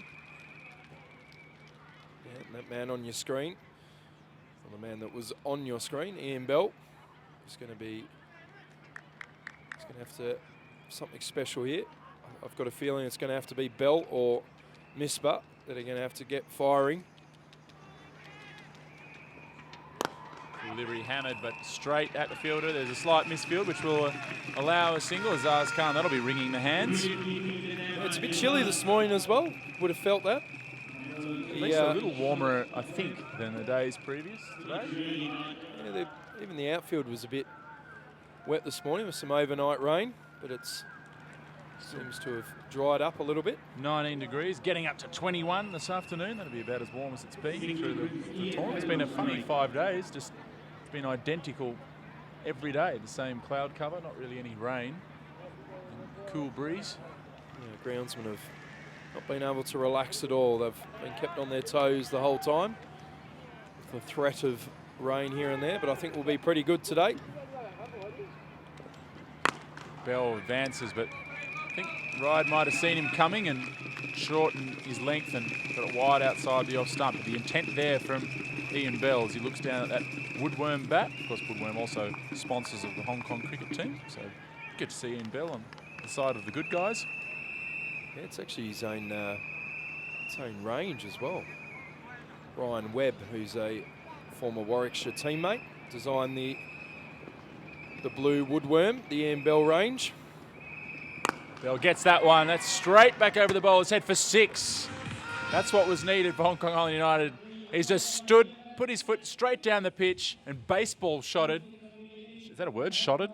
Just used a baseball shot to hit it straight over the head of the umpire for 6. That's more suitable to those softball courts that are just behind him, Charlie. He's dealt with that one. It just shows that boundary of about 54 metres straight on this side. So Bell looking dangerous. Oh, full of length. Thought he might have maybe just taken the pace off a bit then. He might just run his fingers over it, a bit like a leg cutter. So just saw Tim Cutler in the background there of the shot. Not forgetting we've got Cutler Cam. Yeah, there's a lot of sponsor interest in Cutler Cam after its debut yesterday. If you are interested, maybe a KFC or McDonald's. Ooh, underage, well stopped there by Puran. I think there's a little underage. Munsey just, Rise smile, he just can't quite get bat on ball at the moment. He was telling me yesterday he's still feeling jet lagged, so Scotland a bit further away to Hong Kong than maybe I thought, but still feeling it. End of the over. Cover just in time to go home and get used to make the adjustment to the Scottish time zone. Good to see the City Kaitak fans there in their highlight yellow, and then we've got the Hong Kong Island United in the Peroni area. Got Simon Millington there from Woodworm in the white shirt there, along with his 2 sons, David and James. And good to see those people going into the Peroni area. Ashley Caddy with the sunglasses on today, the Hong Kong JD Jaguars paceman who has gone viral in Pakistan for his role in Misbah's 6 marathon. Chris Jordan, what a player and what a buy he's been for City Kaitak. The bat and the ball. He's certainly been in the conversation for man of the tournament, I'd have thought. Yeah, we've actually got 3 players on 5 votes. Jordan being one of them, Misbah or Huck.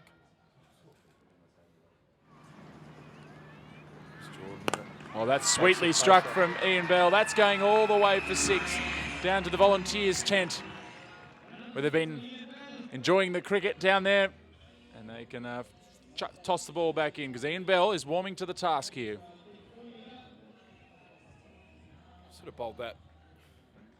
Just floated out of his hand there, Jordan. Slower ball. Dealt with over long on. He's clearing the front leg, and then love the arrogance of the look down after hitting the ball.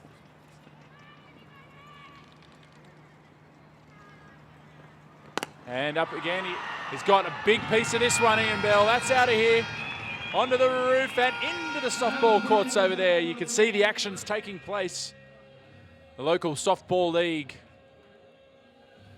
wearing helmets for good reason.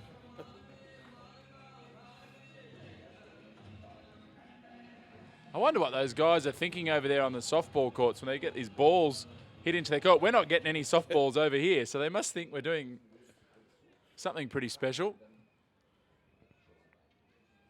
Yeah, Jordan's brought third man up. Drops back long on.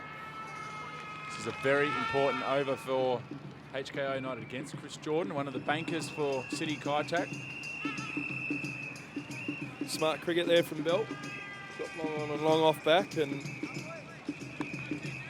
just knocked it down the ground. 13 off 3 deliveries to Bell, who's going to be crucial in this run chase if Hong Kong Island United are any chance of making it into today's final.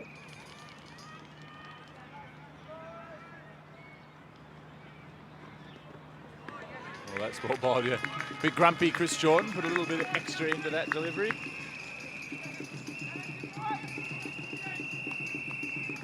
George Munsey, Scottish international, just playing this outside off. As Max has talked about earlier, he's just taking his time into this innings.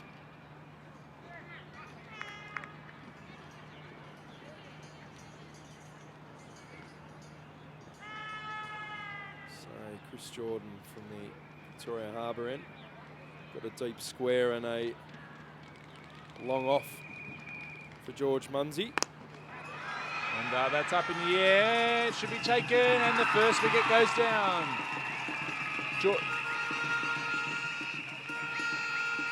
Second wicket goes down. George Munsey never quite got going in that innings, as we've seen him in previous outings. And at this occasion, he just tried to take on Chris Jordan, who big wicket for City Kaitak. We've got the great Misbah Huck. He's come to join Ian Bell out in the middle, and these are the two guys that are going to be very important to Hong Kong Island United's chances of making it to the final.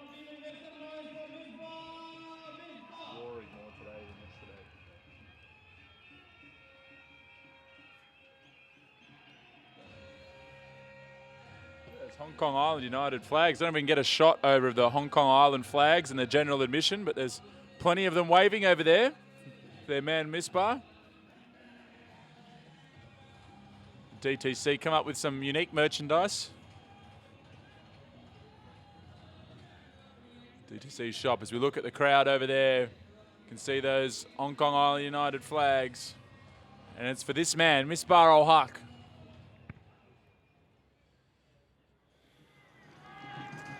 Pretty sure the viewers streaming in from Pakistan would be hopeful this won't be the last innings that Misbah Huck will be playing in this tournament. Got a big job to do for both Misbah Huck and Ian Bell. Chris Jordan got that relatively new ball still in his hand from the Victoria Harbour end. Got a slip in at a sort of a second slip. Knocks it out to square leg to pick the single up. That ends the over, 31 for 2 after 5. So we've effectively got a situation now where City Kaitak need about 10 runs and over. Pretty much ignore that 90 balls. What they need is 125 of 77 balls to reach the final. Now the Cricket Hong Kong box there by the look of it, and KPMG.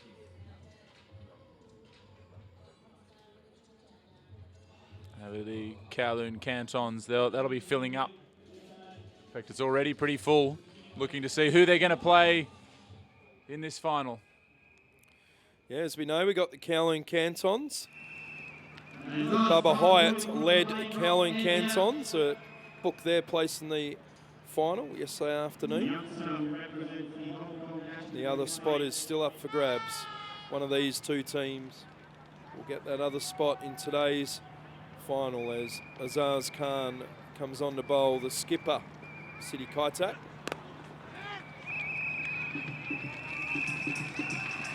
Imagine it'd be pretty exciting for Azaz Khan, a young cricketer such as himself, to bowl to the likes of Ismail Haq and Ian Bell.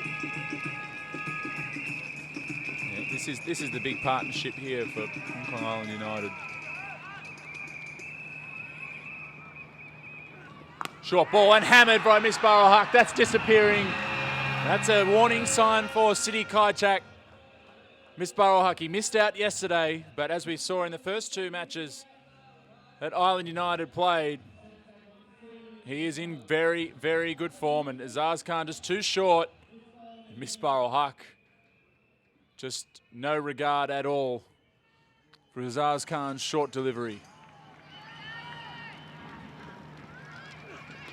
Oh, inside edge, that's not far away. He'll sneak through for a quick single.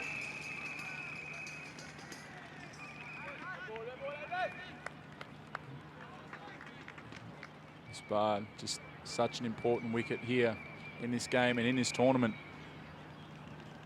Fantastic that the way the draw has panned out to allow this sort of excitement to build, almost acting as a semi-final. Short delivery by Ian Bell, and that's hammered. Classy shot from Ian Bell. Hits it out to his teammates. He moves to 25 off 12 balls.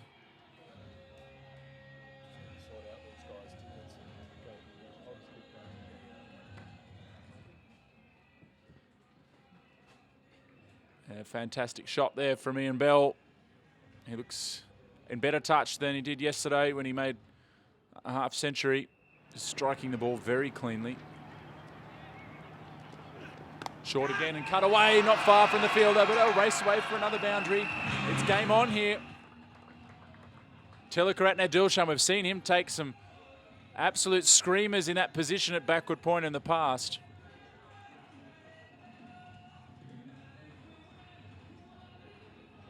That one just out of his reach. Full diving effort.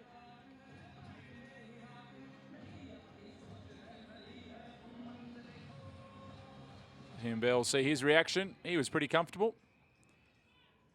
So 15 runs now from this over. Pressure on Azaz Khan as he steams in. Full toss, and that's slapped over cover. You can't bowl there. Will it go all the way? One bounce. Oh, and hits into the Cricket Hong Kong box there. A costly over here from Azaz Khan. That has got the Island United flags waving. This is going to come right down to the wire.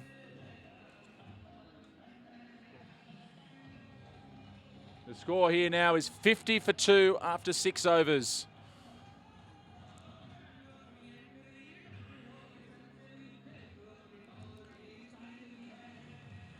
And with 11.5 overs left to make 155 runs, to make 105 runs, it's doable for Hong Kong Island United. They thought they were gone yesterday, but they are still in this competition. City Kaitak, they just need to pick up a couple of wickets.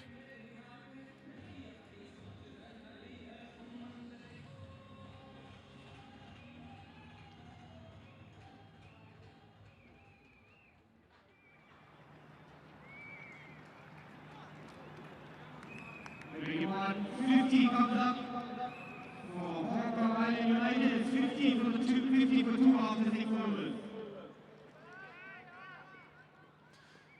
So the crowd really enjoying this.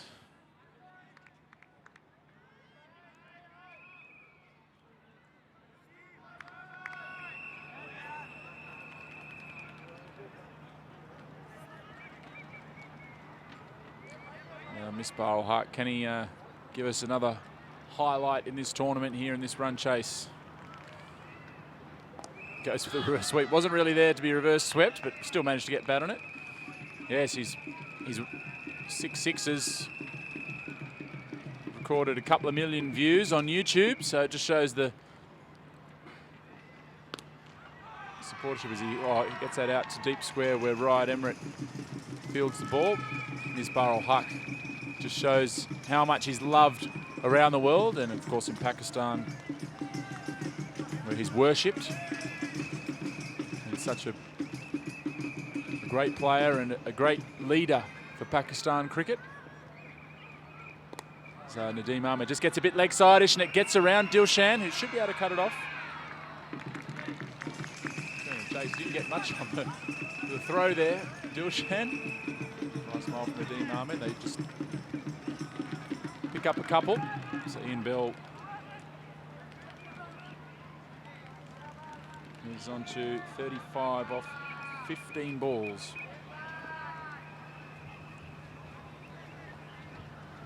Advances, didn't get to the length, but inside edges it. Misbah Haq was onto it. That would have been out. Slack running it there from Ian Bell. That could have cost him his wicket. It wasn't far away. And I think Ian Bell thought all the danger was with Misbah Haq, but could have had a nasty surprise. You can see he's just cruising here. I know he's got a bit of an injured foot. That would have been gone. Misbah just calmly works that into the onside. So not a bad over from Nadeem Ahmed here if he can avoid conceding a boundary.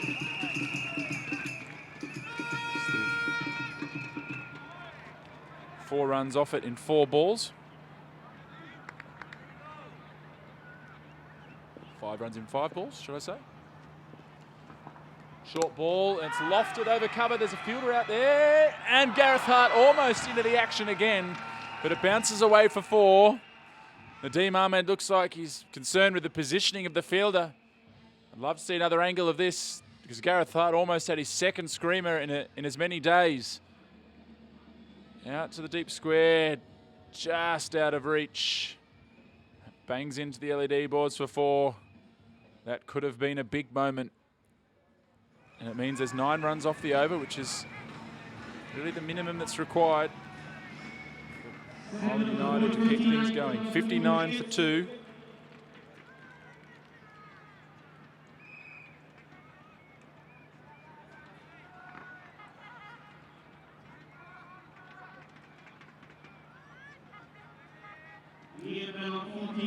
And there's Amna Naqvi in the middle there with the red hat on. She's the CEO of Leonine Global. Looking a little nervous. Owners, of course, Islamabad United as well. Great to have their involvement in this tournament. Of course, Amna's living in Hong Kong. So Misbah cuts that one. It was short and wide. Has he got it into the gap? There's a dive, and it's a great effort from Waqas Barkat. Keeps it to 2.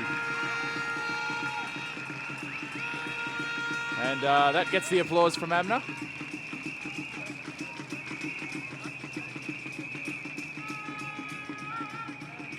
This is a great effort from Waqas Barkat. Outstanding fielding. Amna a little bit disappointed in the background, but also applauding the fielding work. This ground really now filling up nicely as we just hit midday here go past midday here in Hong Kong. 4 ball flicked out to the leg side for 1 run.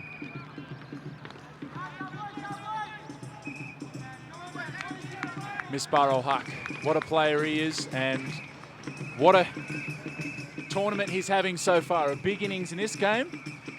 We might just see him among the favourites for the player of the tournament. He's certainly been the most popular among fans here.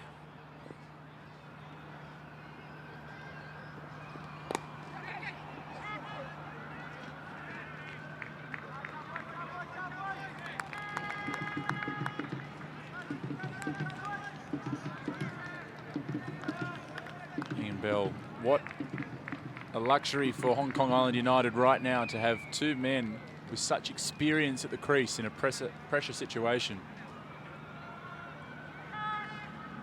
Ian Bell, 34 years of age, 118 tests under his belt.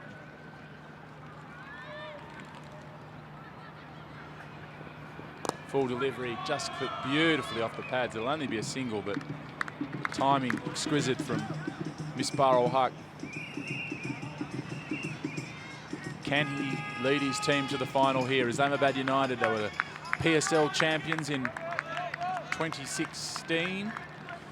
They bowed out early in the tournament just past, but they can have the ultimate consolation prize here in being crowned DTC Hong Kong T20 Blitz champions if they can get home in this game.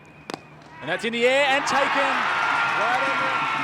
Ian Bell was just a fraction early on it. And that's a huge wicket. Ian Bell, ball just popping up a little.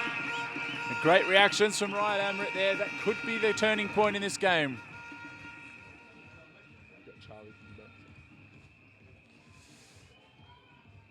Ian Bell just was looking to get on the front foot, but the ball was a fraction short.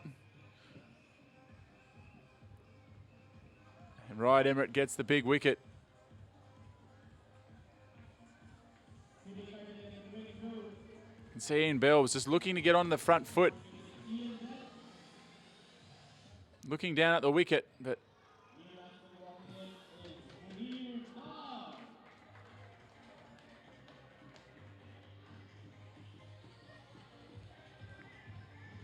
Mandir Dar will be coming. Oh, here we go.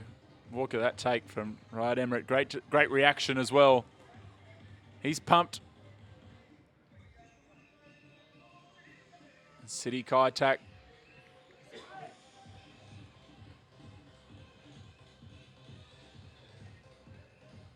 They're right in this now. They're probably on top. Mandir Dar just has a habit of playing important innings when it's needed. Did it against Bangladesh for Hong Kong when Hong Kong defeated the full member nation in the World T20 in 2014. Was with a quick fire 30 or 40 off 20 balls to help Hong Kong sneak over the line in a World Cup boil over.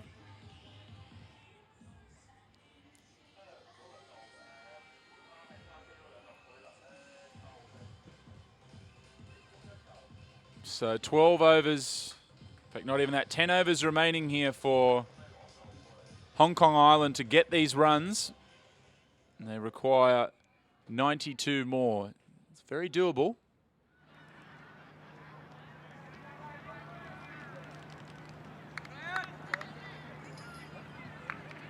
Just needs to stay there with Misbah Haq.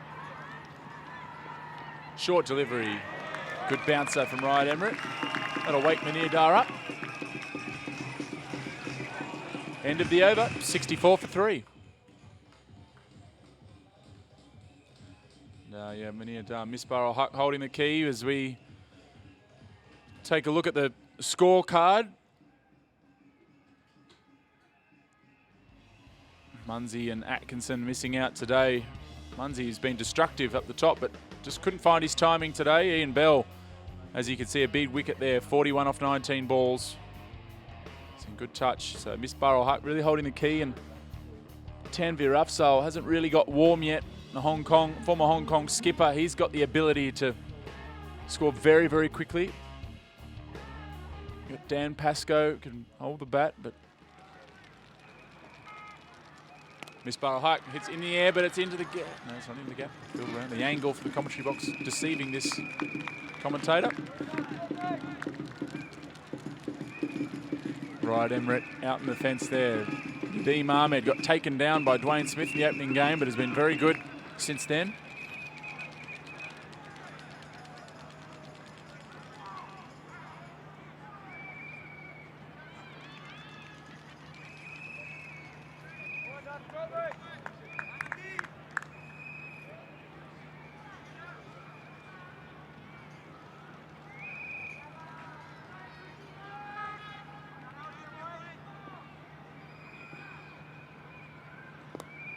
And as that's nudged into the onside by Misbah, in fact by Monijar. And of course the possibilities with how many balls that Hong Kong Island United need to chase this in. It's not as straightforward as you might think. Misbah knocks that into the onside, will pick up a single. 107 balls will be enough, but that will depend on if they hit a 4 or 6 off the last ball, get a couple of runs in front. The City Kaitak score, but 106 balls will have them safe. So that's at 17.4 over mark. Short and wide from Nadeem Ahmed. That's hit out into the deep. Gareth Hart getting around quickly. We'll keep it to 2.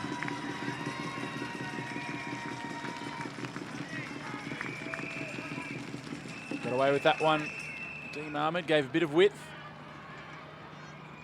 Nidar found the gap, but Hart's been a very good fielder patrolling that boundary. Reverse sweep from Nidar. He's hammered it. That's coming to the commentary box. And it smacks into it, the production box there. What a shot from Manir Dar. That is one of the shots of the tournament. He has reverse swept that for a huge 6. Ian Bell's Munsey going, seen that all the time. Missed that reaction there, but that was an unbelievable shot from Manir Dar. As I mentioned, he's got a habit of playing innings under pressure. Not bad to get some glove love from Misbah for that.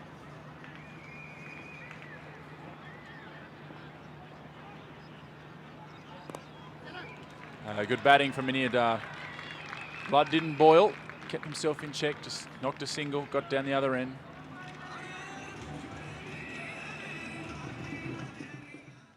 So 76 for 3 after 9 overs.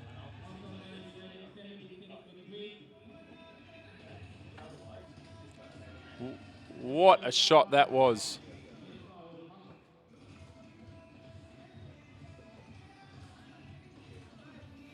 One of the shots of the tournament there, Charlie.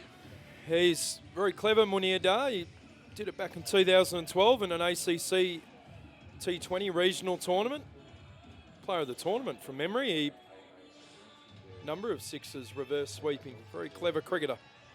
I was just saying he's got a habit of playing important innings when they're needed. I mentioned the Bangladesh innings in the World T20 in 2014, and as you look at that table, it's kind of irrelevant in one way, in that it's simple that Hong Kong Island United just need to win this in 17.4 overs to be assured, and 17.5 overs providing they get a couple of runs past the score of City Kaitak. It's never straightforward in cricket, is it, Charlie? No, absolutely not, but that's what makes this game so special, doesn't it? Because you just get the feeling that Hong Kong Island United would probably chase this down.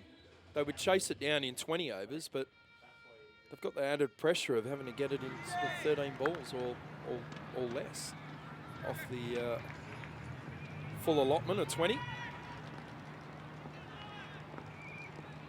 Short delivery, there's a big appeal, and he's been given. Chris Jordan strikes with the bouncer. That's a good tactic. And a big wicket. Manir Dar looking dangerous. Misbah just needs someone to stay with him, but who's it going to be? You're right what you said earlier, Max. The local players are going to step up here. You've got to be, can't just leave it to Misbah and that. You need to just a little feather through the keeper there, but Dan Pascoe is the next batsman. He mixed their order around a bit this tournament. Hong Kong Island United, we had Ehsan Khan at 3 the other day, and Pascoe's now come up the order. About the figures of Chris Jordan here. He's got 3 for 14 in 2.1 overs. Couple that with the fact that in the first innings, he made a valuable 34 off 25 balls. Top scoring. It's looking like a match-winning performance. See Ehsan Khan there on the screen. He'll be the next batsman in when a wicket falls.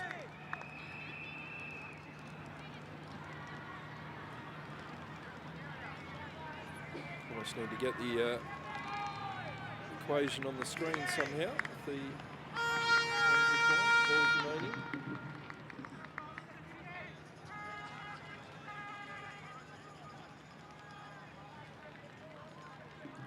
Well, there's another 80 runs required here. They need to. Dan Pascoe in the air, but just short of cover. Need to attack. You just got to knock around some singles. There's no point just winning this game in 20 overs. They've got to go for it. Got to play with no fear and back themselves to get the job done here. And they need Miss Barr on strike to Chris Jordan. It's a much better matchup than Dan Pascoe, who wouldn't have faced fast bowling of this quality. It's in the air, and it's in the gap. Just sticking in the wicket a bit. Yeah, some players have indicated that.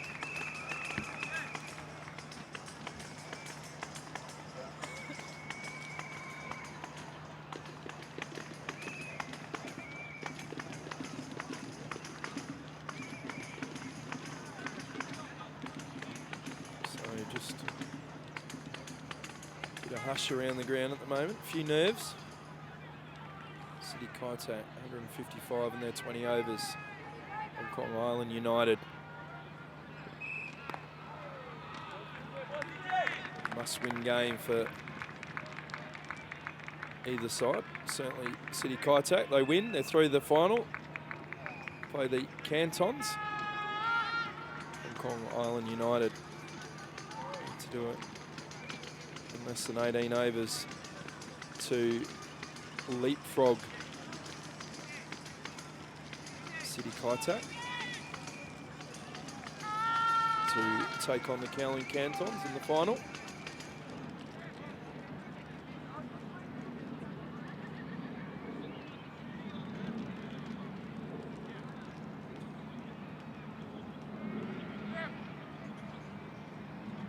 Dan Pascoe.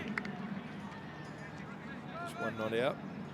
Misbah Huck, captain of the Hong Kong Island United. 17 off 13 deliveries, including that pull shot that he hit for 6 off Azaz Khan. Bit of chin music there from Chris Jordan to Dan Pascoe.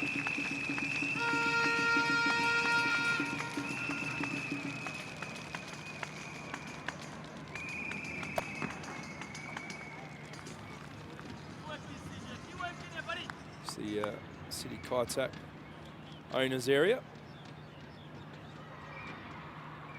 So we pan over. This is Sanjay from DTC, and then over to Hong Kong Island United.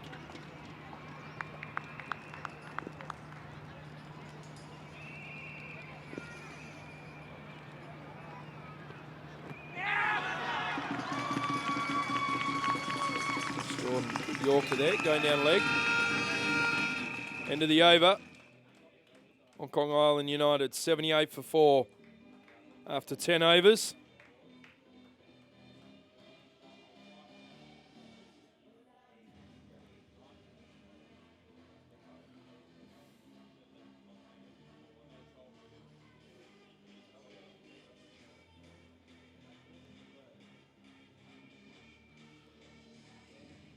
So Hong Kong Island United needing a further 78 off 7.5 deliveries.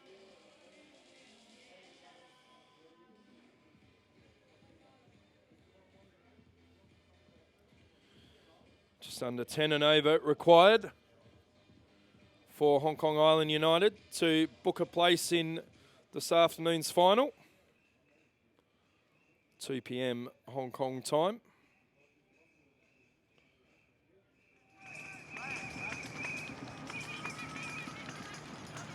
Misbah Huck, Hong Kong Island United captain, Pakistan Test team captain, is on strike. And the captain of City Kaitak, the ball in his hand. Azaz Khan to Misbah Huck, keeper up. Oh, inside edge there.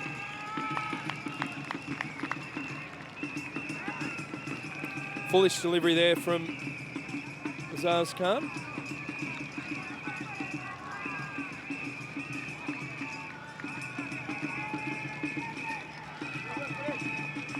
Just get a feeling that the next few overs, something needs to happen for Hong Kong Island United. Give themselves a chance.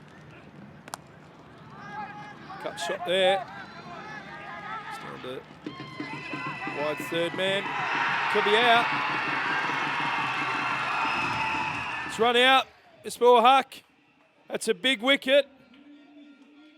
I think the umpires are going to come together and maybe have a discussion whether or not it was the keeper's gloves first or it was a direct hit. Looks like he's coming off. Ismail Haq, massive run out. He wasn't happy, Misbah, but this is a big moment. Gareth Hart has been a great fielder. Great throw. Misbah or Haq didn't want to go. He's coming back. What is going on here? I think it might have been gloves first, Max. It's my feeling. I think if you have a look, there's a massive argument out here. What's going on? Oh, he's right. It's the right decision. No, the gloves did take the bails off first. I thought that initially. Yeah.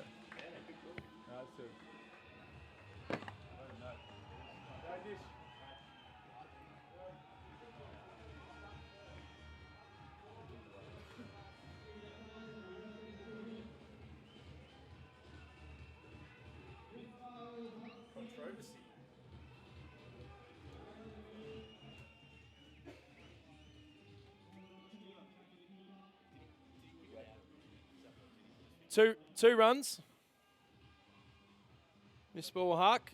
Reprieve there for Misbah.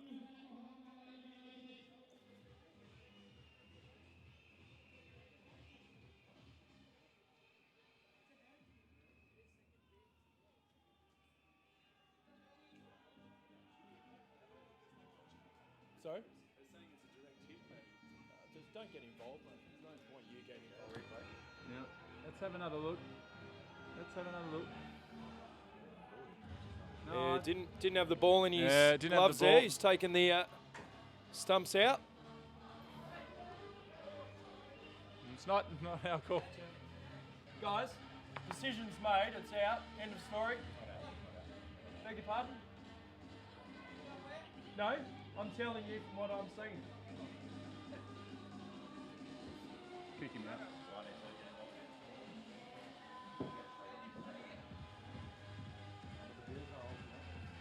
This is a moment of controversy here in the Blitz. So there's a run out, and they're not sure who was run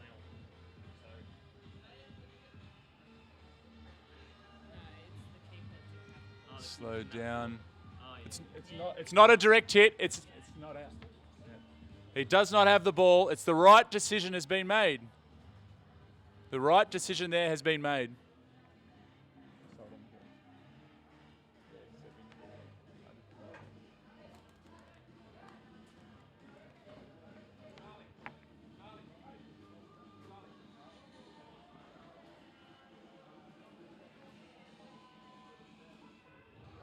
So it doesn't look as if the keeper had the ball when he removed the bails.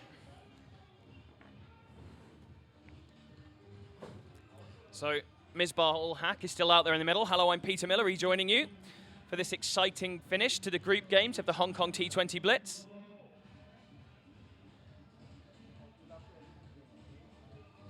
Definitely didn't have the ball in his possession when he removed those stumps. It wasn't a direct hit.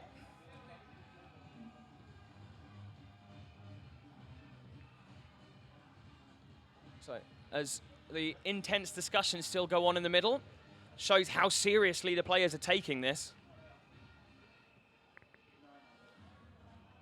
We have another look at that piece of action there as Misbah chops it out into the covers. Lovely pick up and throw from Gareth Hart. It's a bit too fast there for us to see exactly what happened, but Pooran definitely didn't have the ball in his hands.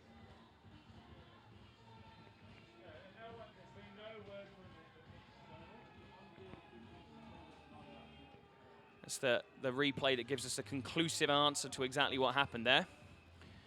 You see Hart there running around from the extra cover boundary. Picks up the ball and throws it in. And Poran collects the ball, but he doesn't. He definitely didn't have the ball in his hands when those bails were removed. I don't see anything wrong with that decision whatsoever.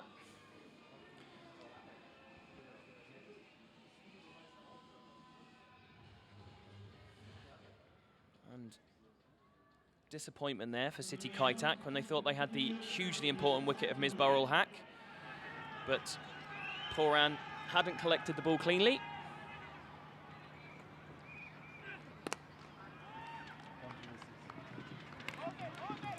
What a controversy.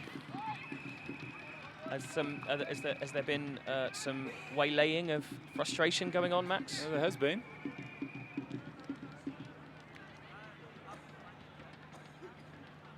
Yeah, there's been a few tempers flaring.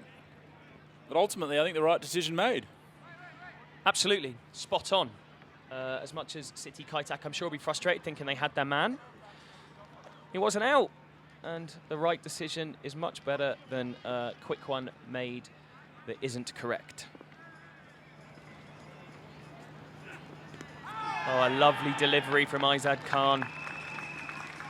Hong Kong international bowler, captain of the City Kaitak side.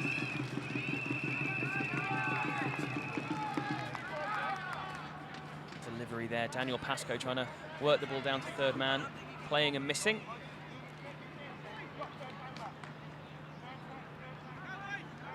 Always seems to be when City Kaitak are in the field and we have controversial incidents. Of course, it was them that were playing when Gareth Hart took that remarkable catch on the boundary that caused some furore.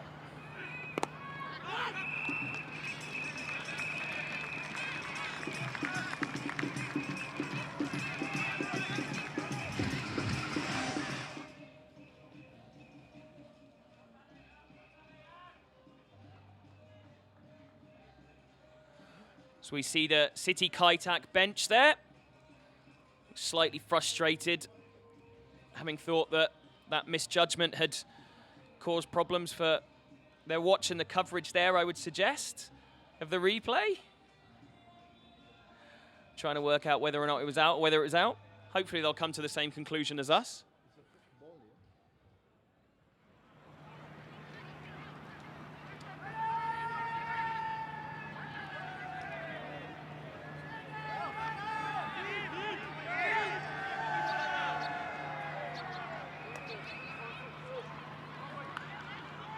Well, there's still one more remaining in the overs. We're going to go back and go back. Well, with all that controversy there, it seems that we've had the over incorrectly called. There's still one ball to go from the other end. So we're going to go back to the other end, and we're going to see Izaz Khan complete his over. Just the one ball spell. It's somewhat unusual for them to make that decision. Normally, the rules of cricket state that when an umpire's called over, that's over. But it's probably, again, a correct decision. It's better than one that's made incorrectly in haste.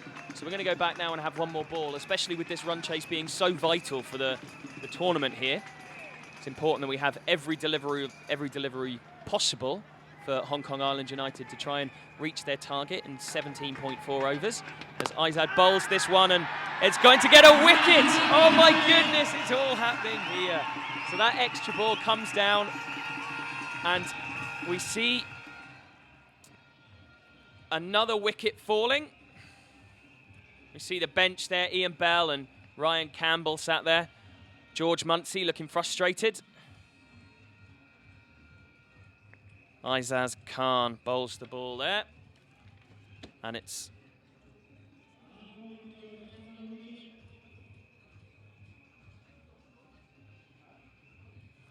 so I'm sure Izaz was probably a little bit frustrated to come back and have to bowl another ball, but it's worked out quite well for him.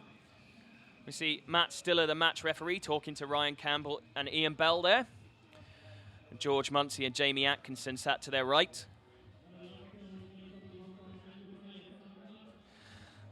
Eshan Khan, the new batsman, 33-year-old spinner, who's impressed with his spin bowling over this 5-day tournament.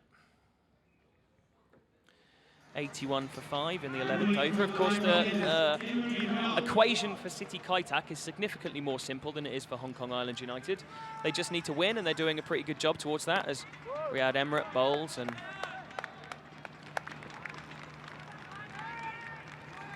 just a single there for Misbah. We've seen what Misbah is capable of. He scored 82 from 37 balls before scoring 84 from 50 balls in his first 2 innings in this tournament.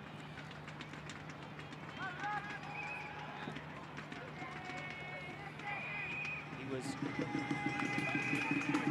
on 172 runs for the tournament when this innings started.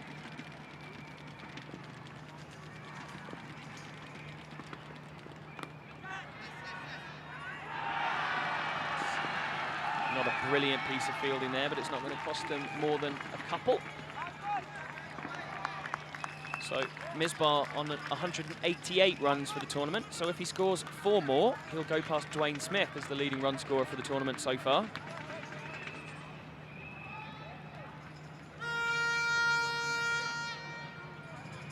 Carl Kurtz, who was doing the fielding down there on the boundary.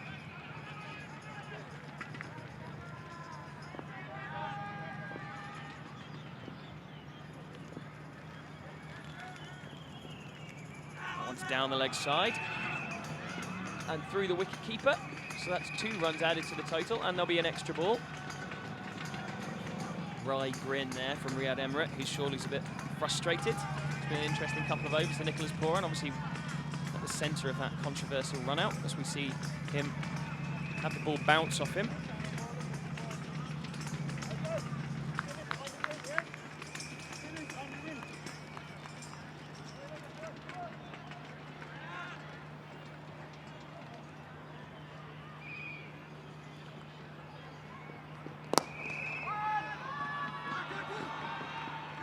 Going to, oh, it's a lovely piece of timing there. I thought for a moment that Gareth Hart was going to dive across to stop the ball, but it's gone through him and over the rope.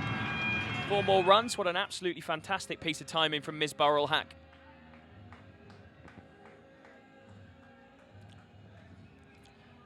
When that shot was played, I thought it was going to go just away for a single, but he's timed that so brilliantly.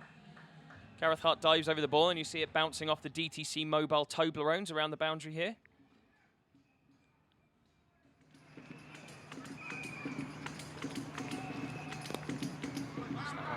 Laid out into the leg side.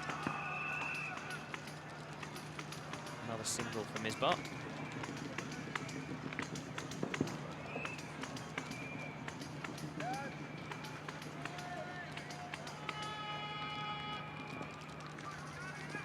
Whoa.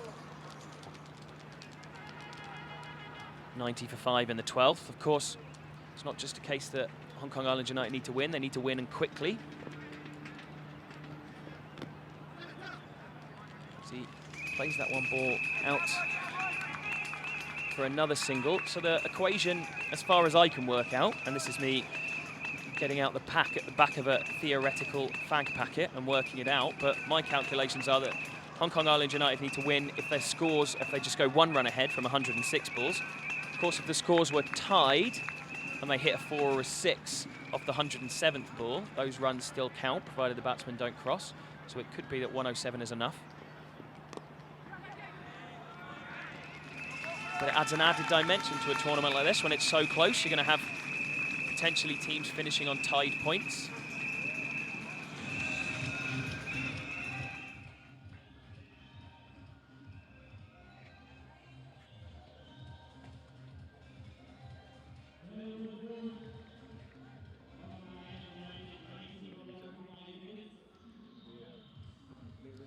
As you see the beautiful skyline here at Kowloon on the Ting Kwan Road. It's one of 3 turf cricket grounds here in Hong Kong. This one owned by the local government. The other 2 private members clubs, Hong Kong Cricket Club and Kowloon Cricket Club. Kowloon Cricket Club, of course, famous for being the venue for the Hong Kong Sixes, which took place between 1992 and 2012. We'll be seeing it return in October this year. I'm not sure they've signed off exactly on which venue it'll be at, but whether it's here at Kowloon. So we see Nadeem coming into bowl, and a play and a miss as that one shoots on a little bit. Decent glove work from Paul around there. Nadeem had an interesting experience in his first game of the tournament. He bowled 2 balls to Dwayne Smith. Dwayne Smith smashed him for 57 runs from those 12 balls.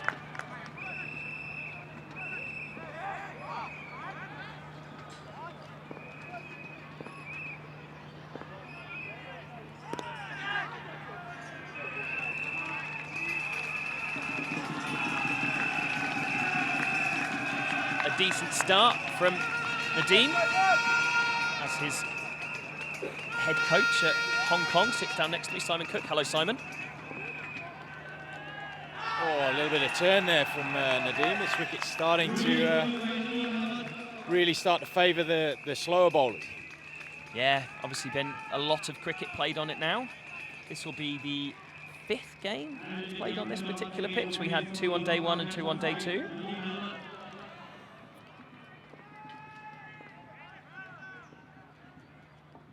Oh, frustration, that's close. Oh, he's given him out. I'm not sure about that one. Maybe the impact was just outside the line of off stump with that one, Simon? Yeah, possibly. Obviously, the ball turned a little bit, the ball before. That one didn't. It kept on coming in. It's just, as you say, the question is whether it's hit him outside the line, and I think he might have a little bit of a case there. Yeah, I think that one's a bit of a rotter, unfortunately. Hit him outside the line of the off stump. Not a great shot, but the rules are the rules, I suppose. A big appeal from Nadeem. I'll get in trouble for calling it the rules when it's the laws. Laws, yeah, exactly. Playing regulations and playing laws. Yeah, frustration for Ishan Khan, who's been given out with a not particularly great decision from the umpire. Ryan Campbell looking far from impressed with that particular decision. Yeah, it's been an interesting couple of overs, really, hasn't it? Controversy around the run-out. Correct decision actually made in the end. Whether the procedure as to how to get to that decision may have been into question, but I think the correct decision was come to in the end. So we see Taimur Afzal coming in. He's been quite quiet with the bat in this tournament. He comes with the reputation of being able to hit the ball a long way and being a very, very good striker of a cricket ball. And the Hong Kong United team are going to need him here. And there he goes straight away. He's got a good piece of that, and it's disappeared out towards the tennis courts. He's not going to hang around here. He's going to try and finish this game off as quickly as possible. So we see a replay there. Ball heads out into the softball courts, that one.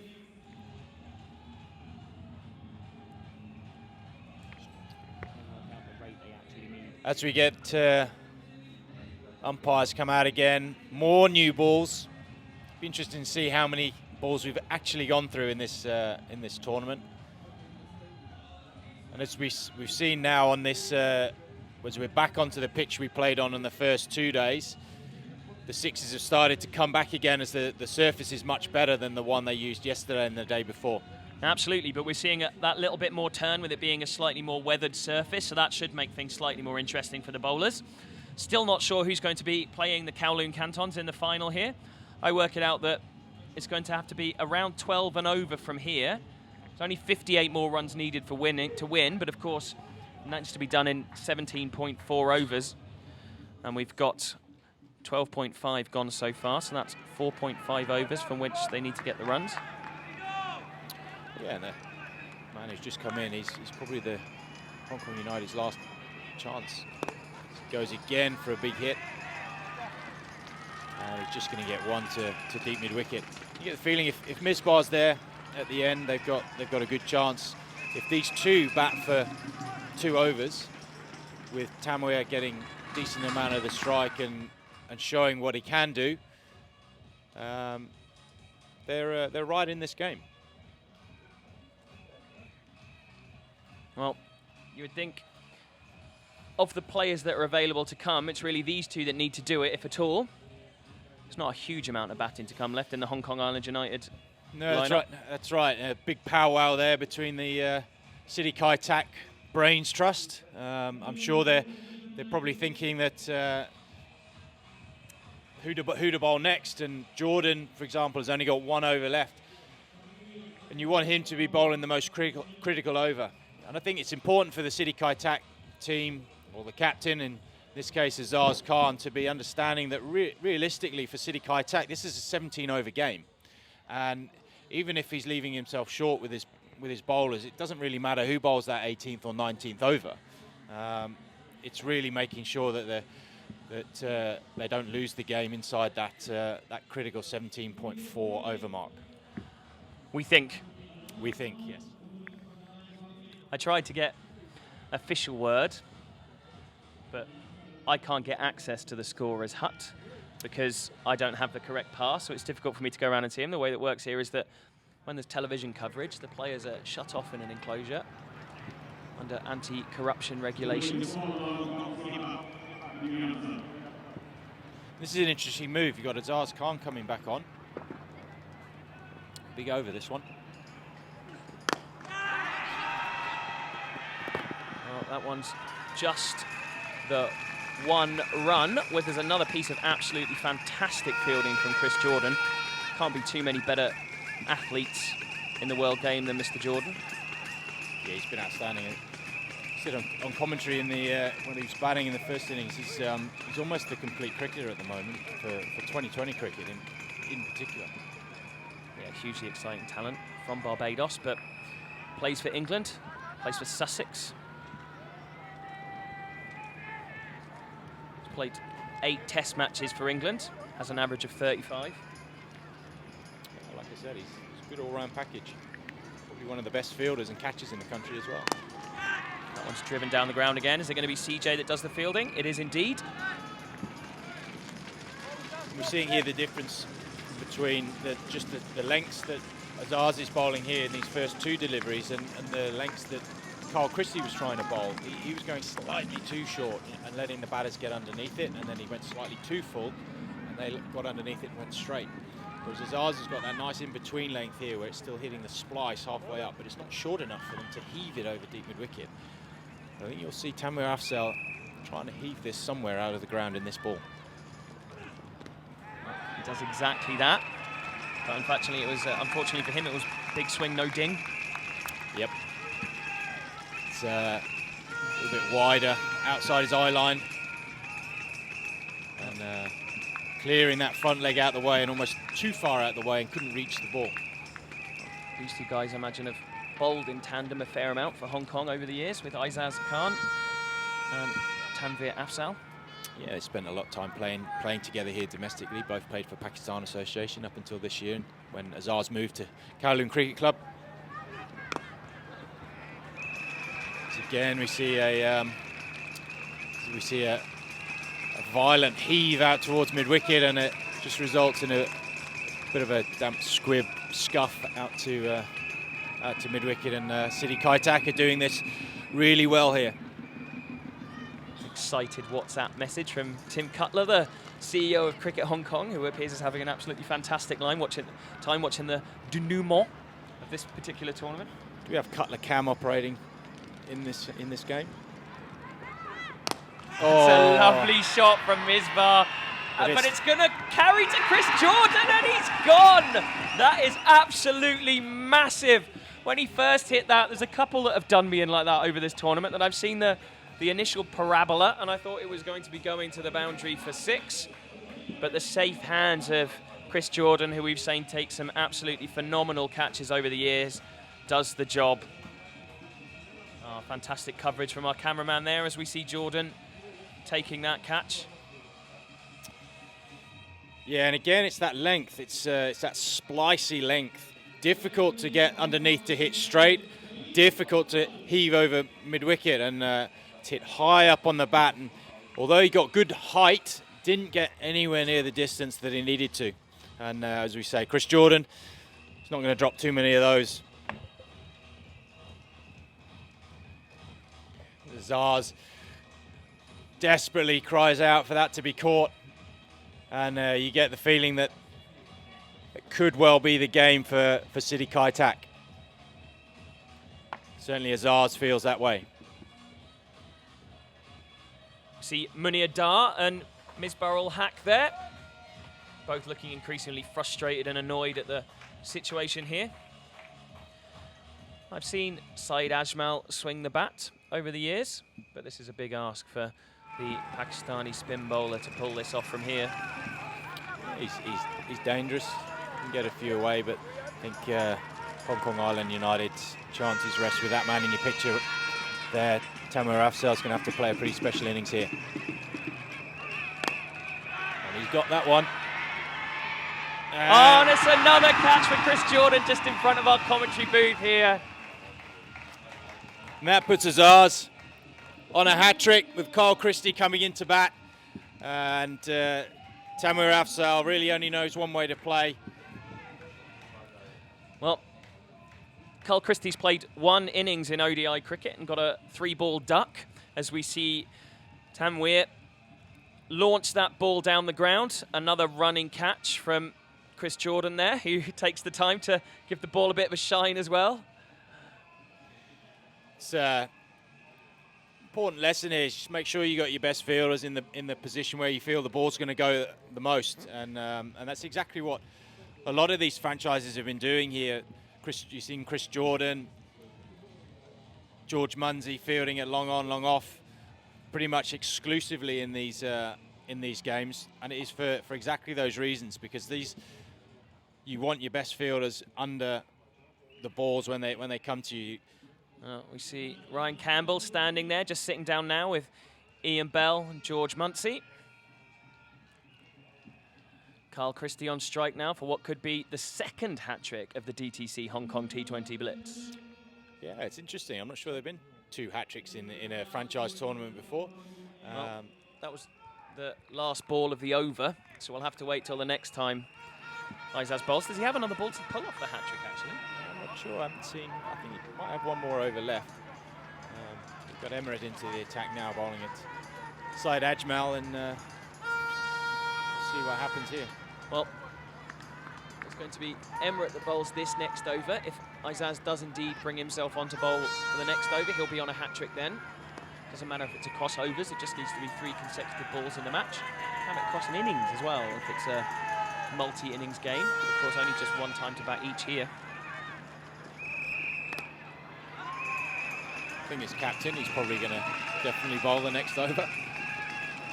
You were captaining, would you be bringing yourself on for the hat-trick ball? How many fielders are you having around the bat? I think I'd be trying to bowl this over now if I was allowed, but yes, definitely I'd be bowling the next over.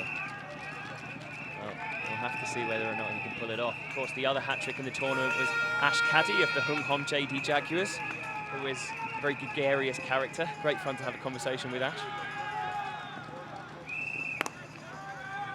Heaved out into the leg side. We're going to see some quite agricultural cricket now, I think. Yeah, Ash is gregarious could be a very good word to describe Ash. He's always full of beans, very pragmatic, and it's worked extremely hard on his game over the last sort of 8-9 months. We took him last year on a high performance tour with Sri Lanka, and he impressed. He's carried on working. It's clear in this tournament he's up there as one of the leading wicket takers. He's done really well. A lovely ball from Emirates, inside edge onto the pads by Christie. Jogs through for a single, brings Saeed Ajmal back onto strike. Been impressed with Kyle Christie, actually. I had a nice chat with him yesterday. He seems like got his head switched on for a young bowler, knows what he needs to do. Coming back from an ankle injury, feels like he's not quite back up to the pace he was bowling at before. Feels maybe he could generate a couple of more yards still if he keeps his action in good stead. Yeah, he's got a little bit of work to do with his action, just to try and take the pressure off his ankle. Oh, and there's Emirates, gets the wicket, the leg stump goes. It could be that Hong Kong Island United run out of wickets before Aizaz has the chance to take his hat-trick. That's 9 down now.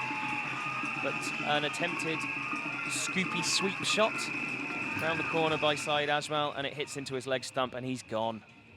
Yeah, ambitious shot, just getting too far inside the line, and ends up losing his leg stump.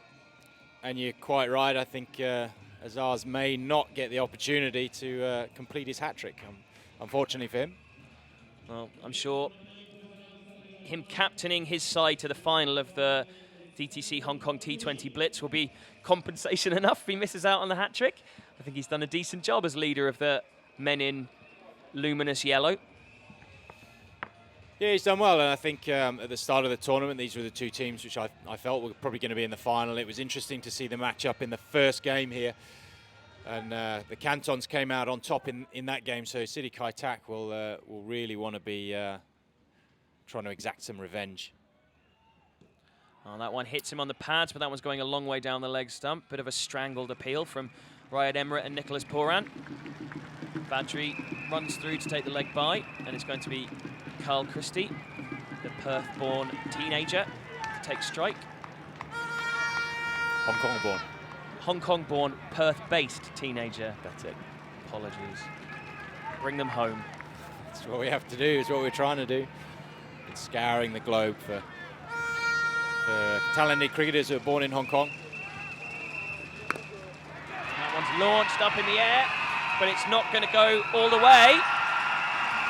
And Azaz Khan takes the catch, which unfortunately denies him the chance of potentially taking a hat-trick here. But City Kaitak win comfortably and progress through to the DTC. It's a mouthful, isn't it? DTC T20 Blitz final. Corporate man at heart, Mr. Cook. Pulled that one off. Absolutely fantastic win for City Kaitak. I have to be honest, I wasn't sure 156 was a target that they could pull off, and I thought Hong Kong Island United were within a good chance with the likes of Ian Bell and Misbah ul Haq in their batting lineup to chase that down in the overs that they needed. But sure enough, City Kaitak pull off another win to go with their really impressive victory yesterday, which was actually the one that put them in front on run rate, with Nicholas Poran scoring that brilliant 48 off 19 balls. Yeah, that's right. The City Kaitak fans and owners down there really, really enjoying it. It's good to see a sea of yellow. They're very, very well supported and very well run team. It's good to see two teams in the final who are led by two Hong Kong players. Absolutely. So the final later will be Kowloon Cantons, captained by Baba Hayat, the opening batsman for the Hong Kong international team, and Aizaz Khan, who is also a member of that national squad that Simon's in charge of, as we see the players shaking hands. Some real disappointment. AD Lee there in the pink bib, shaking hands there, one of the Hong Kong Dragons players. Unfortunately, we didn't get to see him in action this time round, but I've enjoyed my chats with AD. He's a nice kid. Yeah, he's another one who's just come into the system a little bit later than usual. Has been very, very good for the Dragons team. He's led them well and adds a little bit of steel to that team. Unfortunately, he's been taken away from Hong Kong with his job, but we hope to see him as much as we can when he's able to travel back. Some great pictures of the fans here that are absolutely delighted to be here at the HTC Hong Kong T20 Blitz. There's the team manager there, Rajneesh Kapoor, just talking probably about that dismissal, I would think, with one of the match referees, Matt Stiller. Absolutely one as well. Perhaps they're talking about when they need to be up and ready to go for the final. Of course, planned start for that is 2 hours away.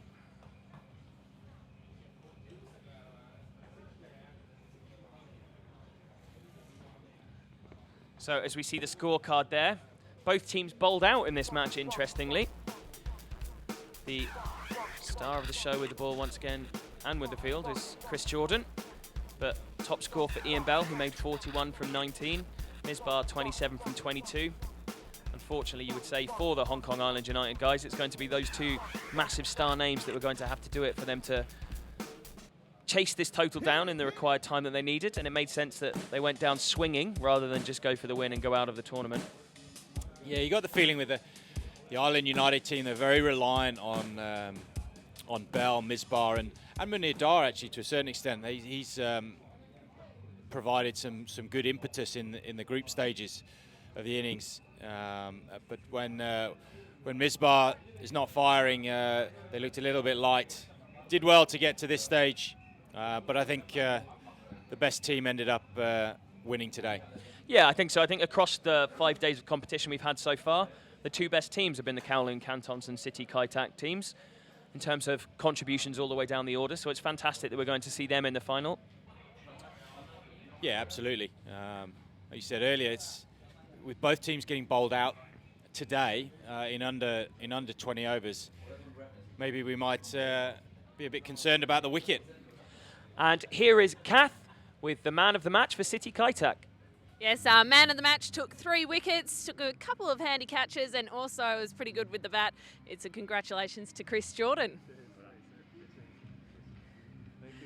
Chris, that match had everything. Was that the most mentally draining match you've been a part of in a while? Yeah, a little bit actually. Obviously, everyone's come here to support us.